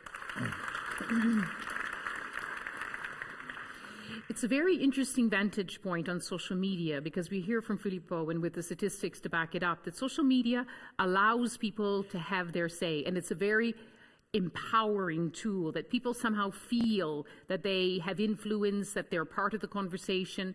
It helps, as he says, to develop in terms of an educational tool to develop the young children, to educate them, to prepare them for the future. But now I want to turn it on its head, to turn to Sultan Qasimi, to say, well, that's great, so social media helps us, the users, but can social media be an agent of change? To rephrase the title of this panel, can it change society, educate us, achieve social justice? Now, Sultan, you were very involved in the first breathless moments of what was called at the time the Arab Spring, but we all know what happened to it, and there was some assessments afterwards that said, well, did Twitter and Facebook actually do that much? I'll bring you in with those sort of reflections, and I know you'll have other comments to add as well. Thank you very much. If you think of social media as an empowering tool for the disenfranchised, it's not just the minorities that are disenfranchised in the Arab world. It's the youth in general. It's the Arab population in general. There's no one man, one vote, or one woman, one vote. There's no woman, no vote. It doesn't exist. So everybody in general is disenfranchised. So if you look at the landscape in the Arab world, let's go back to 2006. There was about 24 million internet users out of a population of 300 million. You're looking about what? Is that 7-8% of the population has access to the internet? In December 2013, so just under a year ago, there was 135 million users. So in this period of 2006 to 2013, what is that, 7 years or so, you have over 112 million people online from the Arab world. Then think of Facebook, for example, which was just one manifestation of the use of the internet, because the internet is, believe it or not, bigger than social media. So you had about 12 million Arab users of Facebook in 2010. Today they're over 85 million. So that's a jump of 70 million or so using social media. Now, over the past I like to call it the honeymoon period, the first 5 years of social media use between 2006, 2011. This was the honeymoon period of the social media in the Arab world, where activists found a free space to communicate with each other, where people had one goal, and the goal was positive change in the Arab world. Now, what happened after the honeymoon was over, you had three major phenomena. First of all, you had cyber disruptors, people who came in just to make trouble. Really, they just wanted to cause trouble. They didn't add any value to the conversation.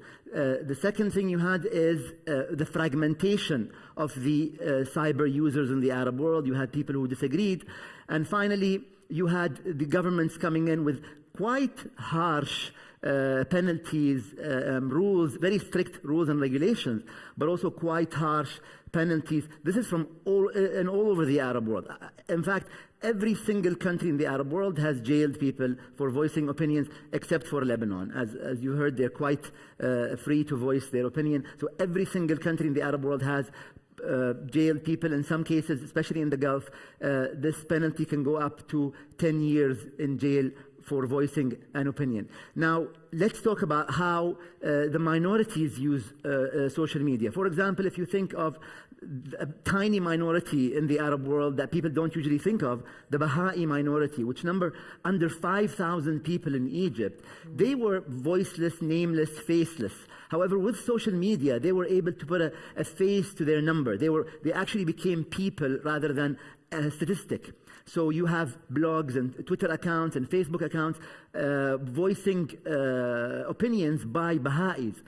You have an interesting phenomenon that started in the last week in Israel, when the Arab citizens of Israel, some people call them as Arab Israelis, some people don't like that adjective, started a campaign where they put an Israeli stamp on their Facebook pages in order, that's actually translated into second-class citizen. Now, what that signified is following the so-called Jewish bill that was introduced by the right-wing government in Israel that said that Israel is a Jewish state, and they wanted to declassify or remove Arabic as a second language or as an official language in Israel. So you have hundreds of activists and just regular users who are Arab Israelis who started stamping on their Facebook profiles second-class citizen, in Hebrew as well.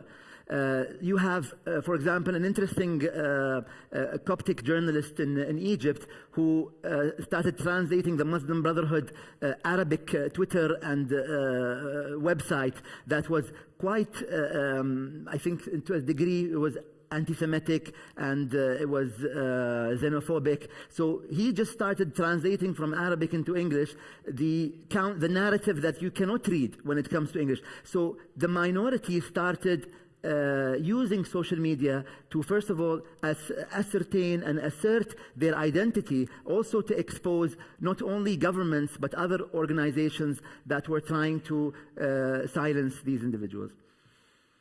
And how do you see its future growing and growing? Oh, very much so. I think if you think of the Arab world as 350 million people, of which someone mentioned the majority of the Arab world are the youth. if you think of how the mobile phone became a tool of empowerment and how people consume and produce and also work, entrepreneurs use social media, use their mobile phone rather than their laptops and their desktops to start companies and start jobs or start businesses. I think the future is very, very bright. We are going through a dark period, but a lot of people said that the future is very bright, and I do believe that. So it can't be ignored. Because we heard from Fawaz Jurgis earlier today, who's saying that this period of history is not unique, and the question was asked about the social media revolution. No matter how authoritarian the regime, it has to take notice of what's happening on social media? Yes, I think I like to quote from a political science professor from the UAE who said that we're in the first 5 minutes of the Arab Spring. So it is quite a long way to go. Your first 5 minutes. Oh, goodness. That's very good. Thank you. Well, Mariam, you looked at the first 5 minutes, or maybe the first 4.5 minutes when you wrote your book. I'm still looking. You're still looking at it. At minute 6 right now. And since you also engaged on a digital magazine, do you want to offer your reflections on how these are powerful tools or not, technology, broadly speaking, including social media? Well, I'd like to sort of piggyback on the description that Sultan provided in terms of how social media has transformed over the course of the last few years, because I think that it's a trend that's also been reflected at the level of civil society, which is what I look at. When things started, you had what appeared to be a very unified grassroots, an activist space that had come together with a lot of excitement and was organizing around very discrete and interesting issues. As the revolutions have progressed, you have seen much more fragmentation that has happened internally within those activist communities, and you've also seen states, resurgent states, that have either tried to crush those developments or have tried to appropriate them or manipulate them for their own purposes. So while I am not a social media, shall we say, evangelist, I do believe that it's been a very important tool, and that most importantly, it is very reflective of a lot of the general trends that are happening within the grassroots in the region. But to sort of take it back to the issues that I really study and the book that I wrote, it was around a topic that I call civic entrepreneurship, which is sort of the marriage of civil society and entrepreneurship. I define it as any citizen-driven effort to mobilize communities to respond to opportunities or crises in order to really move the collective good forward. And it's something that really started with the public squares, from Tahrir in Egypt to the squares of Bahrain to the squares of Yemen.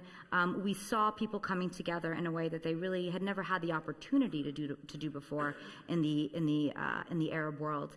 And I think, unfortunately, however, that most analysts, when they've looked at the region, they've tended to ignore the grassroots. They've been very focused on those sort of macro level indicators. Is there institutional reform happening? Do we see economic progress? And if we don't see those things, we automatically conclude that the revolutions have failed. But it's really at the grassroots level that most of the really important transformations have occurred, in my opinion. And they've happened across a variety of sectors. They've happened in the realm of politics, in the realm of art and culture, and even in civically minded technology startups. And so they bring in a lot of different types of actors, from political activists to filmmakers to human rights advocates to entrepreneurs. To give a couple of discrete examples of what I'm talking about, recent ones, because right now, as everyone has talked about, we're in a dark time, but this phenomenon continues to happen. In Tunisia, just recently, around the parliamentary and presidential elections, there was a coalition of 5 NGOs that came together in 5 different governments. So you have coalition building. And together they created a project called the Citizenship Advocacy Project. And their goal was to raise awareness among youth and women about the importance of voting. In Egypt, which is probably at its worst point in a very long time, groups like Operation Anti-Sexual Harassment are managing to continue their work, focused on advocating against and actually physically intervening in sexual assaults to prevent them from happening. In Syria, where all we see is war, where all we see is conflict, there are, again, civilian organizations that are developing on the ground. One of the ones that has been very active recently is the Civilian Defense Force. They are a group of volunteers made up of men and women who volunteer their time, primarily in opposition-controlled districts, to provide emergency medical assistance and search and rescue services. I mean, desperately needed services that no one else is providing, that they themselves have organized themselves to provide to their fellow citizens. So, I mean, you know, when I talk about this phenomenon, particularly at this time in history in the Arab world, you have to obviously acknowledge the ways in which states have reacted against these phenomenon. And Egypt is obviously the best example. And I think the backlash is really a recognition of the power that these sorts of groups embody and the threats that they pose to state power. Because where a state is all-powerful, citizens in the public sphere obviously have very little voice and very little ability to push back. Where power is more diffuse, which is something that this sort of phenomenon of civic entrepreneurship encourages, you have states that have to be accountable. You have states that have to respond to the will of the people. I'm not going to go into too much detail because I think a lot of us know what's happening in Egypt, but there has been a very concerted attempt to really crack down on civil society. The protest law that was passed back in November of 2013 is one example. The recent attempts to get NGOs to register under an old law that was not very, wasn't very regularly enforced, a law that demands government oversight over these organizations is another attempt to crack down against civil society in Egypt. And as a result, many of the most important civil society actors in the country have either gone underground or have left. And this is something that we should be very concerned about, particularly as members of the international community. I think that if there is a place that the international community can be very helpful, it's in pushing back against these trends within regional countries. It's in holding countries like Egypt accountable. It's in using investment and economic leverage to encourage the Egyptian government to allow for the public sphere to return, to allow for civil society actors to have a voice again in that country. And do you feel, I mean, you mentioned Egypt with the new laws, which are very much discriminating against these new, as you call them, civic entrepreneurs. We see in Libya the assassination of some leading civil society activists. From what you've studied, do you believe that what was when the political space opened up, allowing these new opportunities to create organizations, civil society to grow, with the pressures on them now, will they just go away, or will some residue be left that they can pick up again at some point, that long-term perspective that Sultan brought us? So it's hard to, marshal quantitative evidence that they will, in fact, pick up the pieces and move forward, right? And it's obviously you can't predict the future. But if we're going to base our assessment of that possibility on anecdotal evidence, and I think that's really all that we have to go on, I think that the answer is yes. When you talk to civil society actors in the region or who have left the region but are very much still connected to the region, I know that they still have a lot of commitment to that cause. In fact, I think, going back to Egypt, for example, the individuals who have left very quietly. They now live outside of Egypt, in the United States, in Europe, and they don't speak about the fact that they had to leave. And, part of it, may be fear, but an enormous part of it is also a desire to go back. A belief that this is a stage, that this is a phase, and this too will pass. And so I think that if the civil society actors who are dealing with such enormous obstacles are hopeful, I think the rest of us should give them the credit to be hopeful as well. Good. Well, it's a very, the right moment to go to you, Basma, still standing in Cairo, still working in Cairo. We salute you and take our hats off in respect, and to tell us a bit about the kind of projects you do and the kind of issues you address in Cairo, from Egypt. Yeah, I want to thank Mariam for her very thoughtful remarks about Egypt, and it's quite refreshing to see people outside the country who see the situation so clearly from outside when there is so much misinformation broadcast by the state media everywhere. I'm not going to talk about Egypt, and I don't want to talk about the drastic situation the Syrian refugees or the millions who live under the poverty line in Egypt, in Sudan, in Yemen, because you heard a lot about this in the first panel and throughout the day. I would like to ask you to think a bit beyond the numbers, beyond the statistics. Think about reality, not figures. What happens when people are subjected to extreme violence? What happens when they are displaced, when they are forced to leave their homes? They lose relatives, beloved ones, they lose their belongings. What happens to people like that in situations like that? What happens if we were in these situations? And I'm always interested in sort of the simple human connection more than the political analysis and the kind of the hardcore information. Throughout my work with people in Egypt, in Syria, in different parts of the region, outside the main urban centers and the elite circles, people who have been living in very, very difficult economic conditions for a long period of time, like people who live in the slums, in the ghettos in Egypt, for example. What happens to these people that they don't only lose a lot of material property, a lot of money, they also feel lonely, they feel abandoned, basically they feel worthless, and they lose hope. And the loss of hope makes them very vulnerable. And in situations like this, when you have communities, whole communities, in the millions, of course, everywhere, the most obvious situation now is the situation of Syrian refugees. But when you have situations like this, when people are desperate and they don't feel that anybody thinks of them or does something for them, these situations provide a very good opportunity for extreme Islamic sort of organizations and currents. They step into the situation immediately with a package that includes food, shelter, sometimes jobs and vocational training, marriage opportunities, spiritual guidance, religious education, of course, and kind of a lot of sympathy, genuine sympathy. And they give people hope in a better life after death. In the region, within these communities, this is an all-attractive package. I mean, anybody living through conditions like this would be a fool not to take this package. So actually, I started thinking, I've been working in arts and culture, working with artists and for artists for the past 30 years of my life. So when in November 2012, I invited a group of friends to visit a refugee camp in Turkey, Syrian refugee camp, and I saw how the Islamic organizations work. I thought, where do we fail? I mean, where have we failed?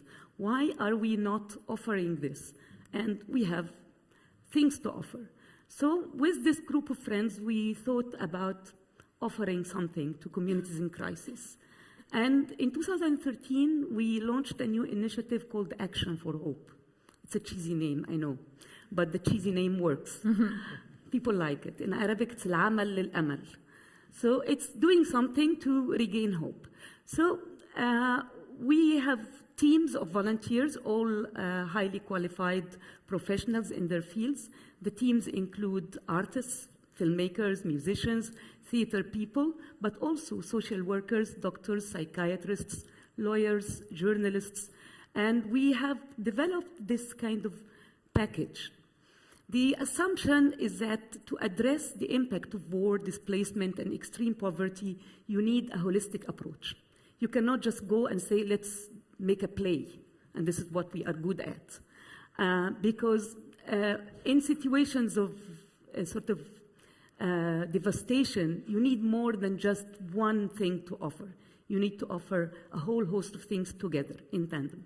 And this is what we do. We go into the community. We live inside the refugee camp or the slum area. Originally, this was designed for the past 2 years only for 2 weeks. And we provide all these services. And then after we leave, we continue the relationship and we go every 3 months. And we try and identify in each community people who would be like our antennas or people who can lead on some of the work we do there and support them and train them further.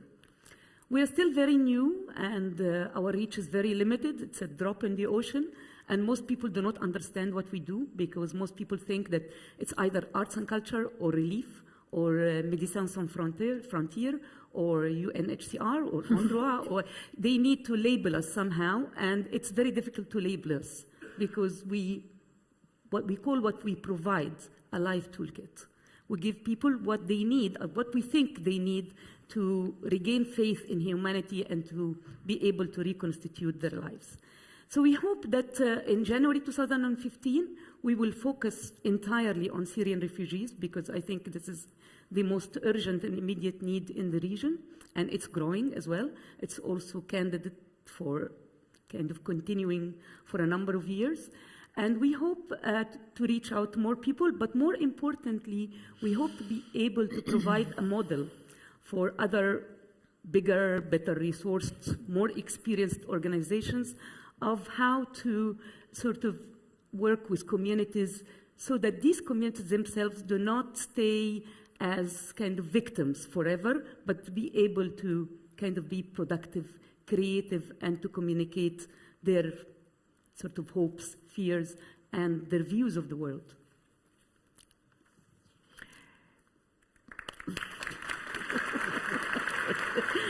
Abrupt ending. Those pictures alone, your pictures alone are inspiring. It's, I hope you've had a chance we were divided between listening to your inspiring words and then looking at these pictures. And I have them just in case I'm very boring and people will have something no, to say. No, not at all, not at all. It's the kind, and do you find, I mean, what we're seeing there is just image after image of something very, look at that, something very positive, very empowering. But when you go to the camps, you're sometimes overwhelmed by the scale of what still has to be done. Because I think if there's one thing about, well, any refugee crisis, but in particular the Syrian refugee crisis, is the numbers can be numbing. They're just not just big in an absolute sense, but growing as well. Yeah. Again, I think I find the extreme Islamic organizations model inspiring because they don't get stuck with the numbers. Sometimes they start in a very small community, like a tiny village or a tiny place, and then basically these people become totally absorbed or is kind of integrated in their whatever ideology or sort of organization or whatever, and then they move on to another community and another community. I call it the ant way. Basically, you take small bites as you go. And also, I think the model is important. It's not just about the numbers. You're absolutely right. I mean, the numbers of Palestinian refugees, Syrian refugees, and I'm sure the Iraqi situation is also will generate more and more refugees. Hopefully not, but this is a possibility. So I think if we get numbed by the size of the problem, we'll do nothing. And I just find it kind of hard to accept that we can just sit and do nothing while the problems are escalating and getting bigger and bigger every day. Even if what we do is very small, I think it's better than not doing anything at all. And I'm sure it has a multiplier effect because they all live in big communities, and just that new energy that it inspires and the practical work, those things where you were talking about how you meet people in the community and work with them, and that I'm sure has an effect of giving them the skills to move on and to work in other ways as well. I'm going to open the floor up now to anyone. We've heard 4 excellent presentations, which were not just candid in their assessments, but also gave us threads where people could actually move forward and try not to dwell on what was going wrong, but how to put it right. I think everyone's just looking at let's see this. What can Europe learn from the Arab world on social justice? Discussion is always one-way traffic. Filippo, you're the Italian on the... Can Europe learn from the Arab world? You talked about your own Arab Spring in UNRWA. There could be other Arab Springs elsewhere. Yeah, I was actually looking at this question while you were talking, fearing a bit that you would ask me to say something about it. But at the same time, I think it's an important question. And as an Italian, I think I feel very addressed by this question.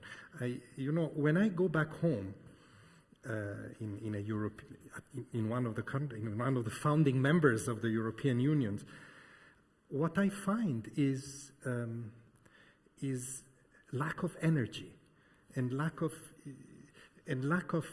spirit of initiative. There is a sentiment of crisis, a sentiment that opportunities are less and less, including among young people, and there is an economic situation that justifies that. And somehow I always tell my friends, my acquaintances, especially young people, that where I have worked for so long, in spite of all the problems, or perhaps because of all the problems, there is no such sense of, the despair is different, is anger perhaps, but and frustration at the lack of opportunities, but there is very often, and especially among certain groups, not that sense of we cannot do anything, we abandon. Hence, I agree with, there is a future to all this, even if we're going through a difficult period. And I think there's a lot that young people in Europe can learn from that enthusiasm under duress, let's put it that way. And what duress? A type of duress that European young people don't even know about and cannot even imagine in many cases. So this is the message I'm not sure this is what they can learn, but certainly they can be inspired by that. And then from there starts a mutual exchange, which I think is very important as well. If I could quickly add to that, I mean, just to take us back to 2011 again and remember that what happened in the Arab world did actually inspire other actors in Europe, in the United States, where I am from. The Occupy movement very self-consciously took its inspiration from what happened in the Arab world. Now, many people criticize them the way the activists of the Arab world have been criticized as, sort of getting very energized and then petering out, but both stories also hold sort of a deeper message. And I think that for young people in the United States and in Europe, where there are many, many problems, what happened in the Arab world, I think, lit a spark there too, and reminded them that democracy isn't just the ballot box. That democracy involves participating, and making your voice heard in a way that a vote doesn't always achieve. Well, we saw, of course, in Europe the Occupy protests as well. You see young people organizing in their communities on issues like the environment or political change, community development. So there are occasional sparks, if you like, but perhaps you pick up on Filippo's comment, there is sometimes one takes for granted because we have institutions, we have relative political freedoms, and therefore you can get on with other aspects of your life. Please.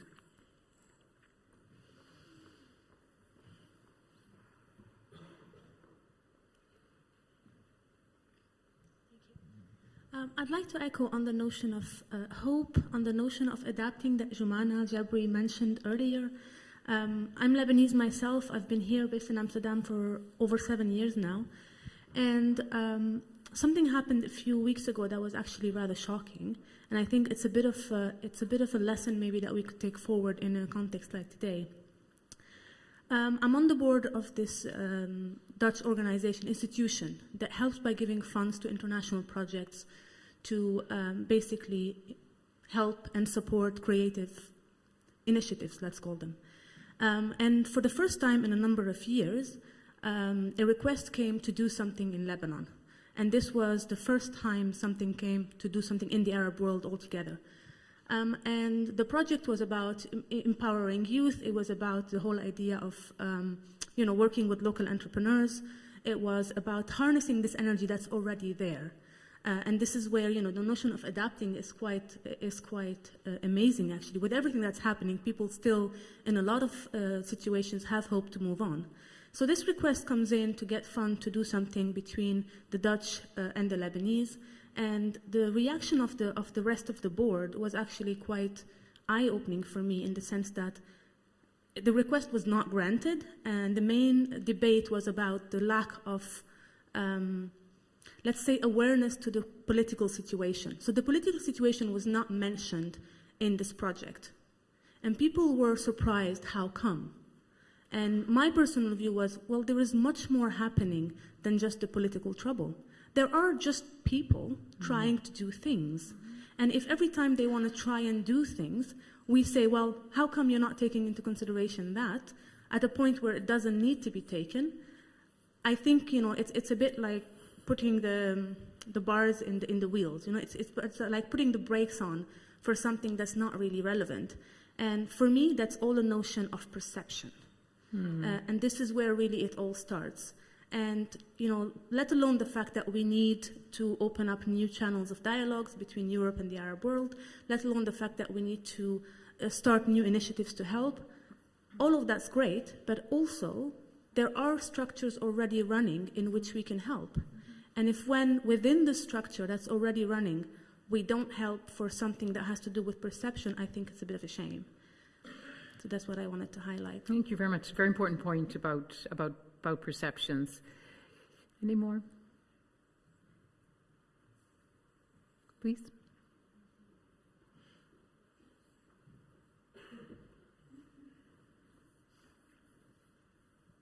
Thank you.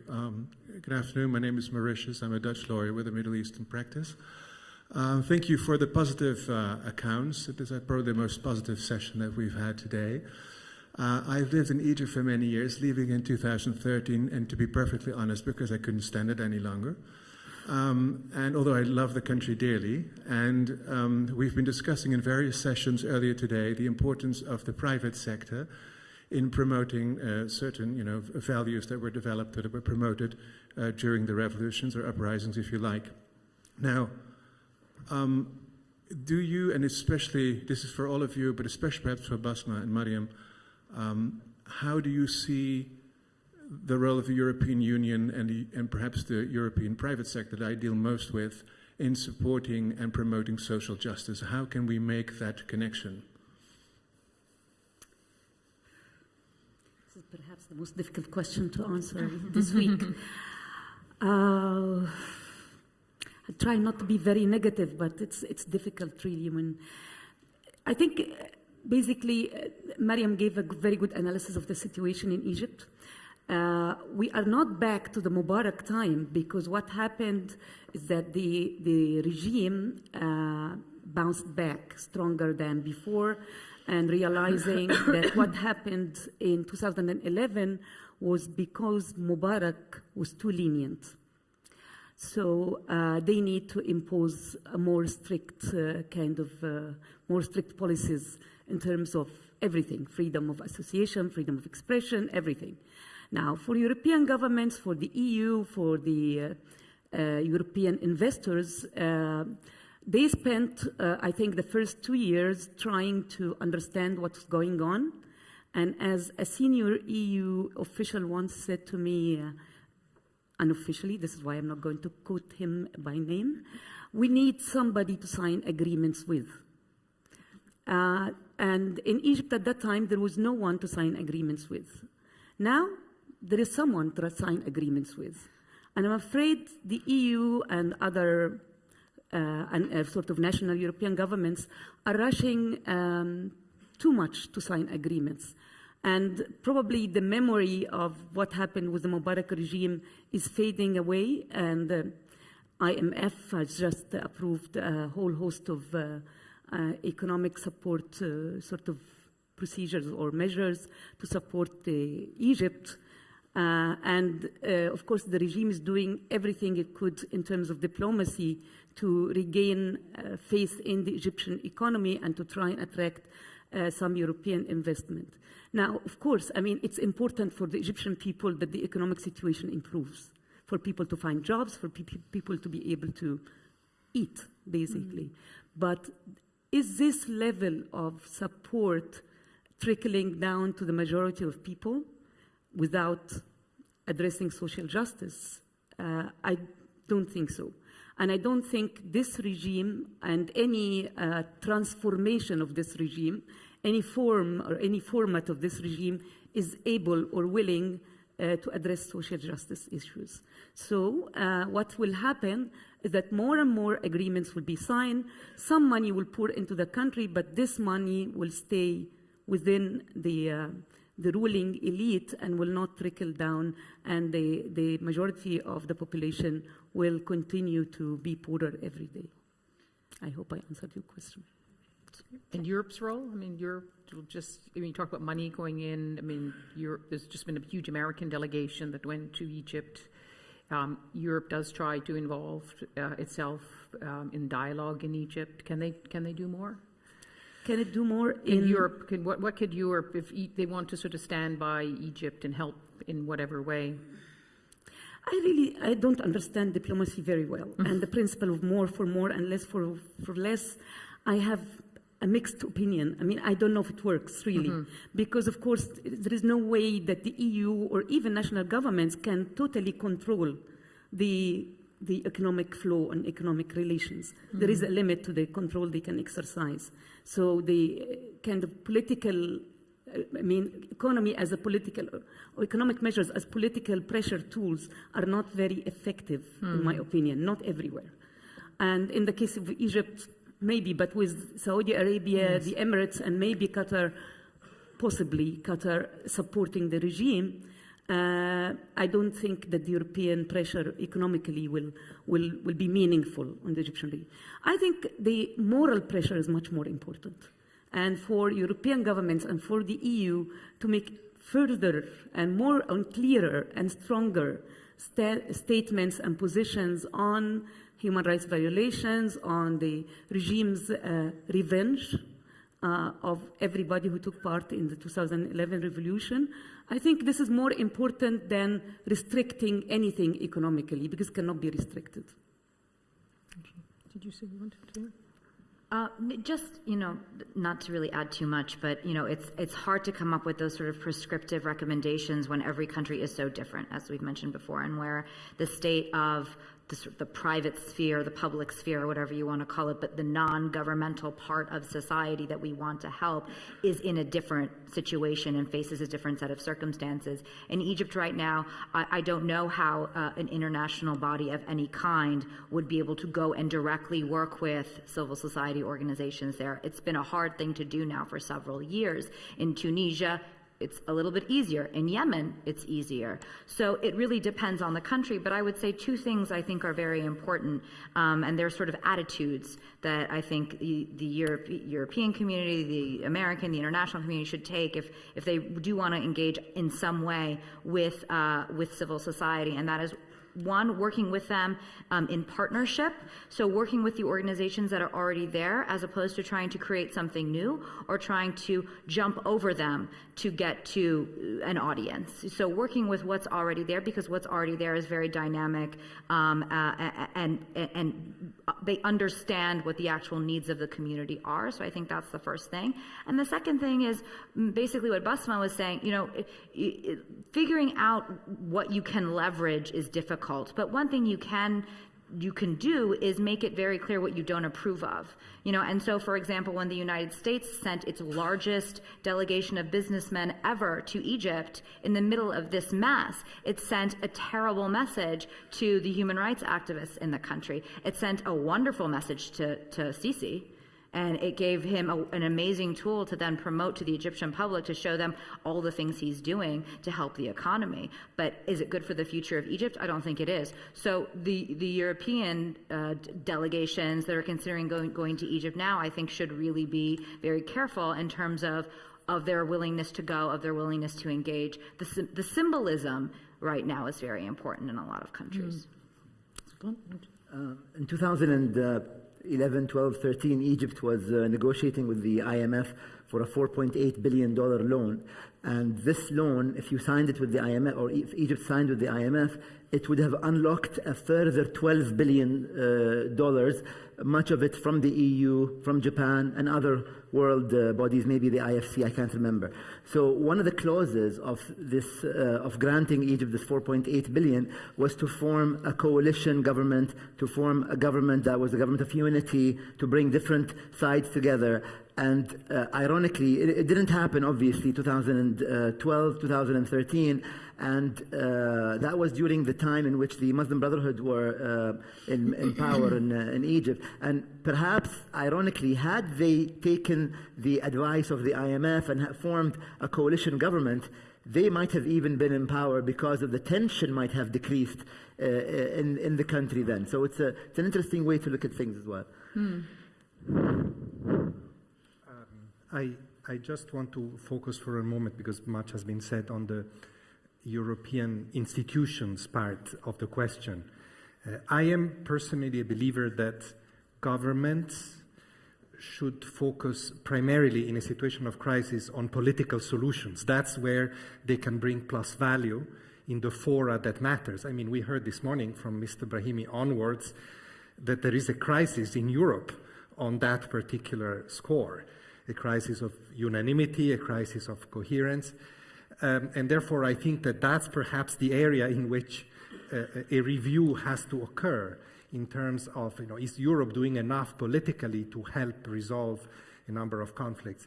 And let me focus for a moment on the conflict that I know best, the Israeli-Palestinian conflict. There, I think that's the conflict in which another big issue, which is the coherence of aid with foreign policy, is more dramatically contradicted.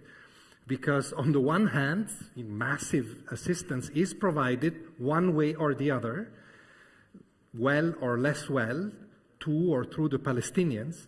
And on the other one, there is no willingness to sever ties, including economic ties, with Israel, even in the face of very grave human rights violations or violations of international law in respect of the Palestinians. So very major contradiction in terms that have to be addressed. I think that if European institutions looked at that in a more cold and sincere way, there would be a lot of work to be done to improve their stance vis-à-vis the situation in the Arab world.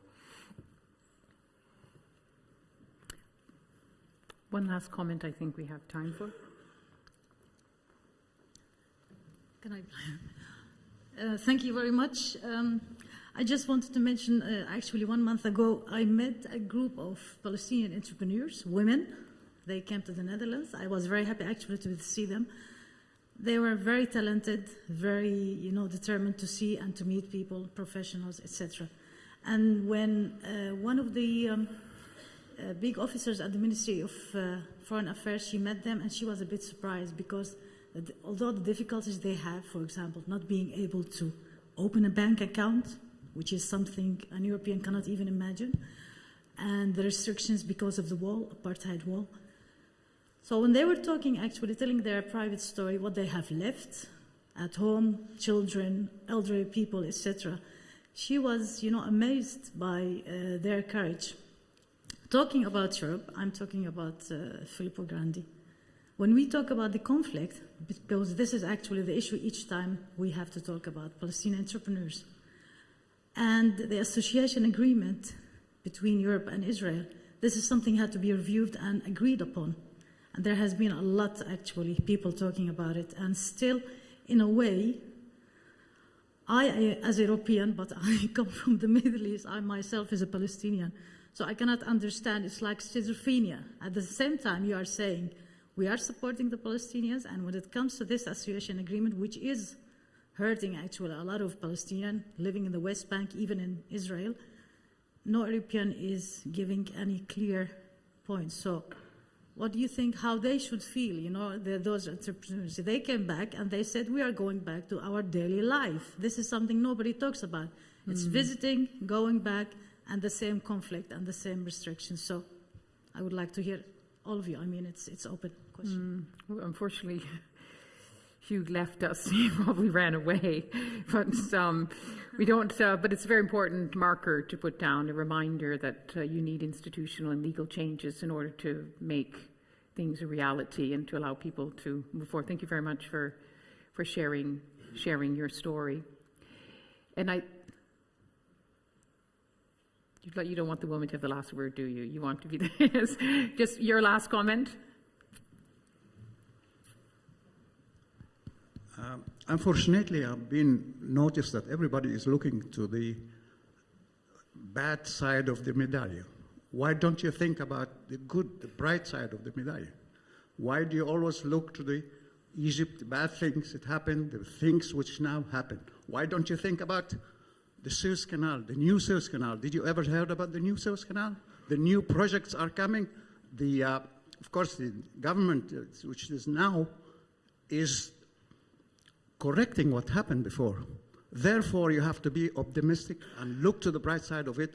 And don't forget there is a forum, economic forum in Egypt next year from 13 to 15 March.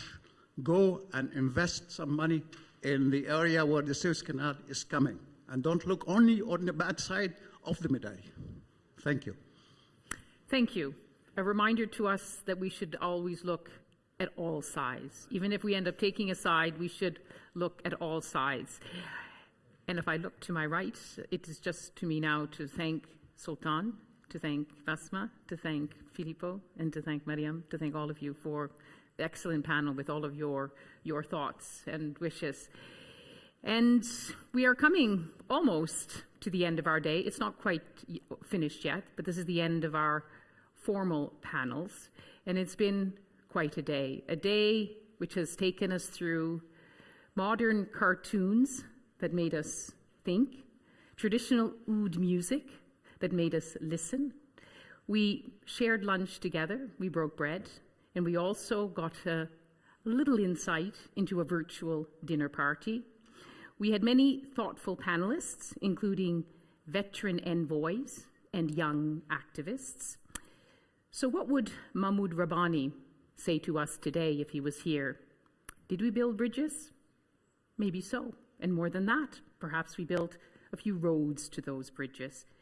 Our dialogue, I think, has begun, and the conversation is started.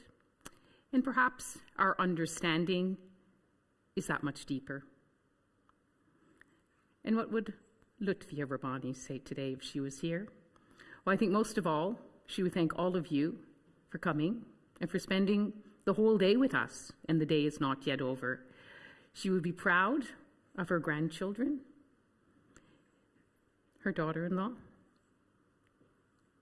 and her daughter-in-law, and their teams.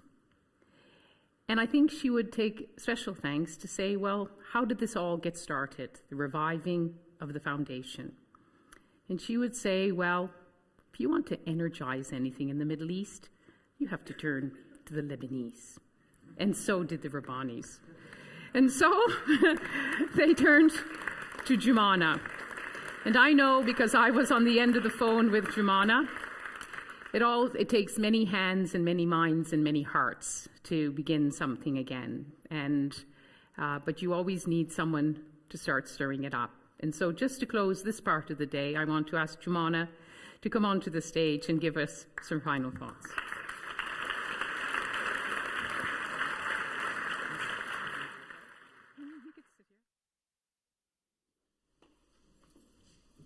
Wow, Lyse. Okay. So I'm going to read from my paper because that would be easier, I think. Throughout the days, we've heard many, many names. We've heard the names of Mahmoud, we've heard the name of Lutfia, we've heard the name of Anisa, we've heard the name of Salim, we've heard the name of Mouin, of Karim. And this is what defines the Rabbani Foundation. It's family. And as the director of a family foundation, I think it is important to keep this family feeling in everything that we do. And that is what we try to do on a daily basis. Today, I'm very proud that this family sentiment has transpired into the conference. We were able, I think, to create a dialogue between people and not between ideas. And I believe that because of that, we were able to bring out the underlying factors of the problems. And we do not intend to stop here. After this conference, we'll be sending to all of you an e-publication that will have comments, conclusions, that will have some sketches done by Khaled El-Beih, and much more. This conference would not have been possible without the help and support of the extended family of the foundation, and that is our incredible network. It is this genuine and spontaneous help that has popped out throughout the past month and that has made today possible. As such, I would like to thank Lyse, Mouin, the speakers, the Mencken family, the Quast family, Merline and Jan Willem from iBureau, Wouter Stroh, the Peace Palace, Carnegie Foundation, NCH, KLM, European Culture Foundation, Visualizing Impact, oh my God, Virtual Dinner Guest Project, Arnoud van der Linden from the LUC, all the kids from the LUC, Karim Knew from the Institute of Social Studies and all the kids from the Institute of Social Studies, United Lebanon Youth Project, Cairo Institute of Liberal Arts and Sciences, and last but not least, my board members who have been an incredible support since my first day at the foundation, as well as my amazing team, really, composed by Hulke, Annelot, Helene, Layana, and all the volunteers who are here today. Please, please, a big, big thank you for all of them.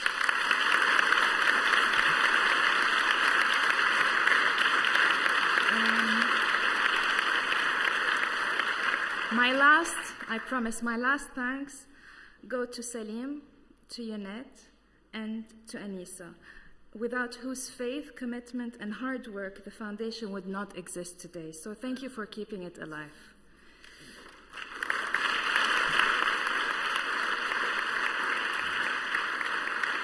Just wanted to say some practical notes. Salim, come on, khalas. Some practical notes. Mr. Brahimi will be receiving the Peace Prize, as you know, right over there. He will be receiving the Walter Carnegie Peace Prize in a few minutes. The ceremony will take place, as I said, over there at the International Hall of Justice at the Peace Palace, which is a much smaller venue. As such, some of you who have received an invitation from the Carnegie Foundation are invited to proceed to the building behind, while our other guests are invited to stay with us, and you can watch it live here. We will then all have the opportunity to meet together in the other building during a reception. Please, when leaving the building, take your coats and your goodie bags, very important. And once again, thank you for being here today.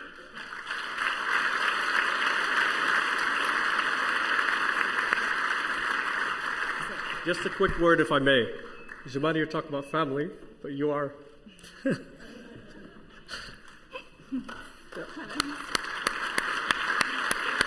You've done an amazing, amazing job.